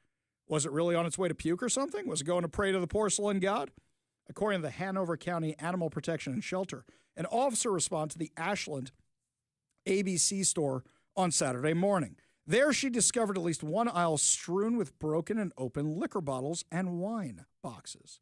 The officer traced the carnage to a bathroom, where she found the culprit splayed between a toilet and a trash can. The raccoon was given some time to sleep it off before being released into its native habitat. It's got to do the crawl of shame back home.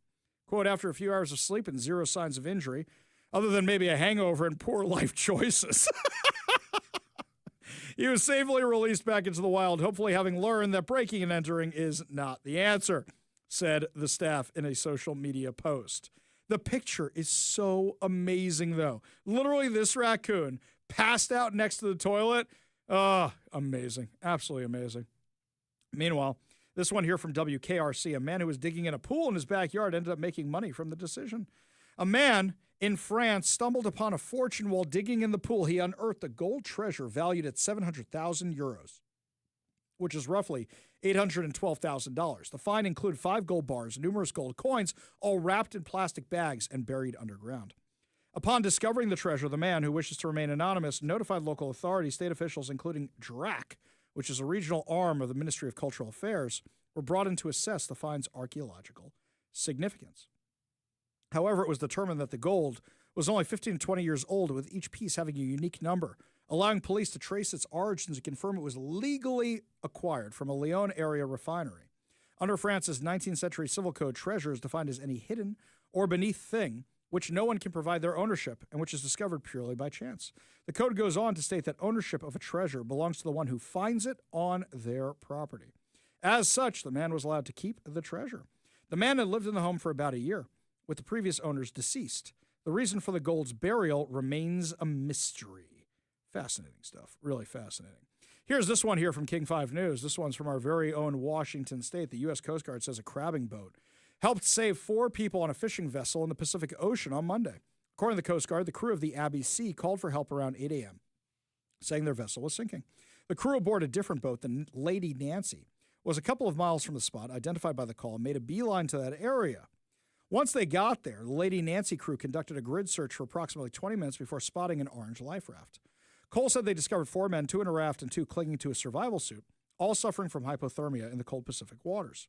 The rescue became critical when crew member Roy Wyndham witnessed one man losing consciousness and beginning to sink. I saw him bob. His eyes were kind of open. Then he just started to go under, they said. Wearing a survival suit, Wyndham said he swam to the man, pulled him from the water. Once Wyndham and his crews got the man on board the Lady Nancy, Cole performed CPR. I thought he was going to be dead, but I performed CPR anyways, and it wasn't until I started praying that he came back too. So thank Jesus, and thank all the community and fishermen for being there for each other. A Coast Guard rescue boat arrived 15 minutes later. Within an hour, the survivors were lifted to a helicopter and taken to Hoquiam. The man who was unconscious, was considered to be in serious condition. So they called the rescue miraculous, said the Lady Nancy's crew's work likely saved lives. They know how important it is to maintain their training for the safety out there. They were able to help that guy and help all of those members. All 4 rescued men suffered hypothermia. The man who lost consciousness sustained serious injuries, including sore ribs from CPR, but the Lady Nancy crew was told he is expected to survive. What a great story to end today's show. That's going to do it for us today, my friends, but fear not. We will be back tomorrow with more insane stories and more exciting guests. You've been listening to The Ari Hoffman Show on Talk Radio 570 KVI.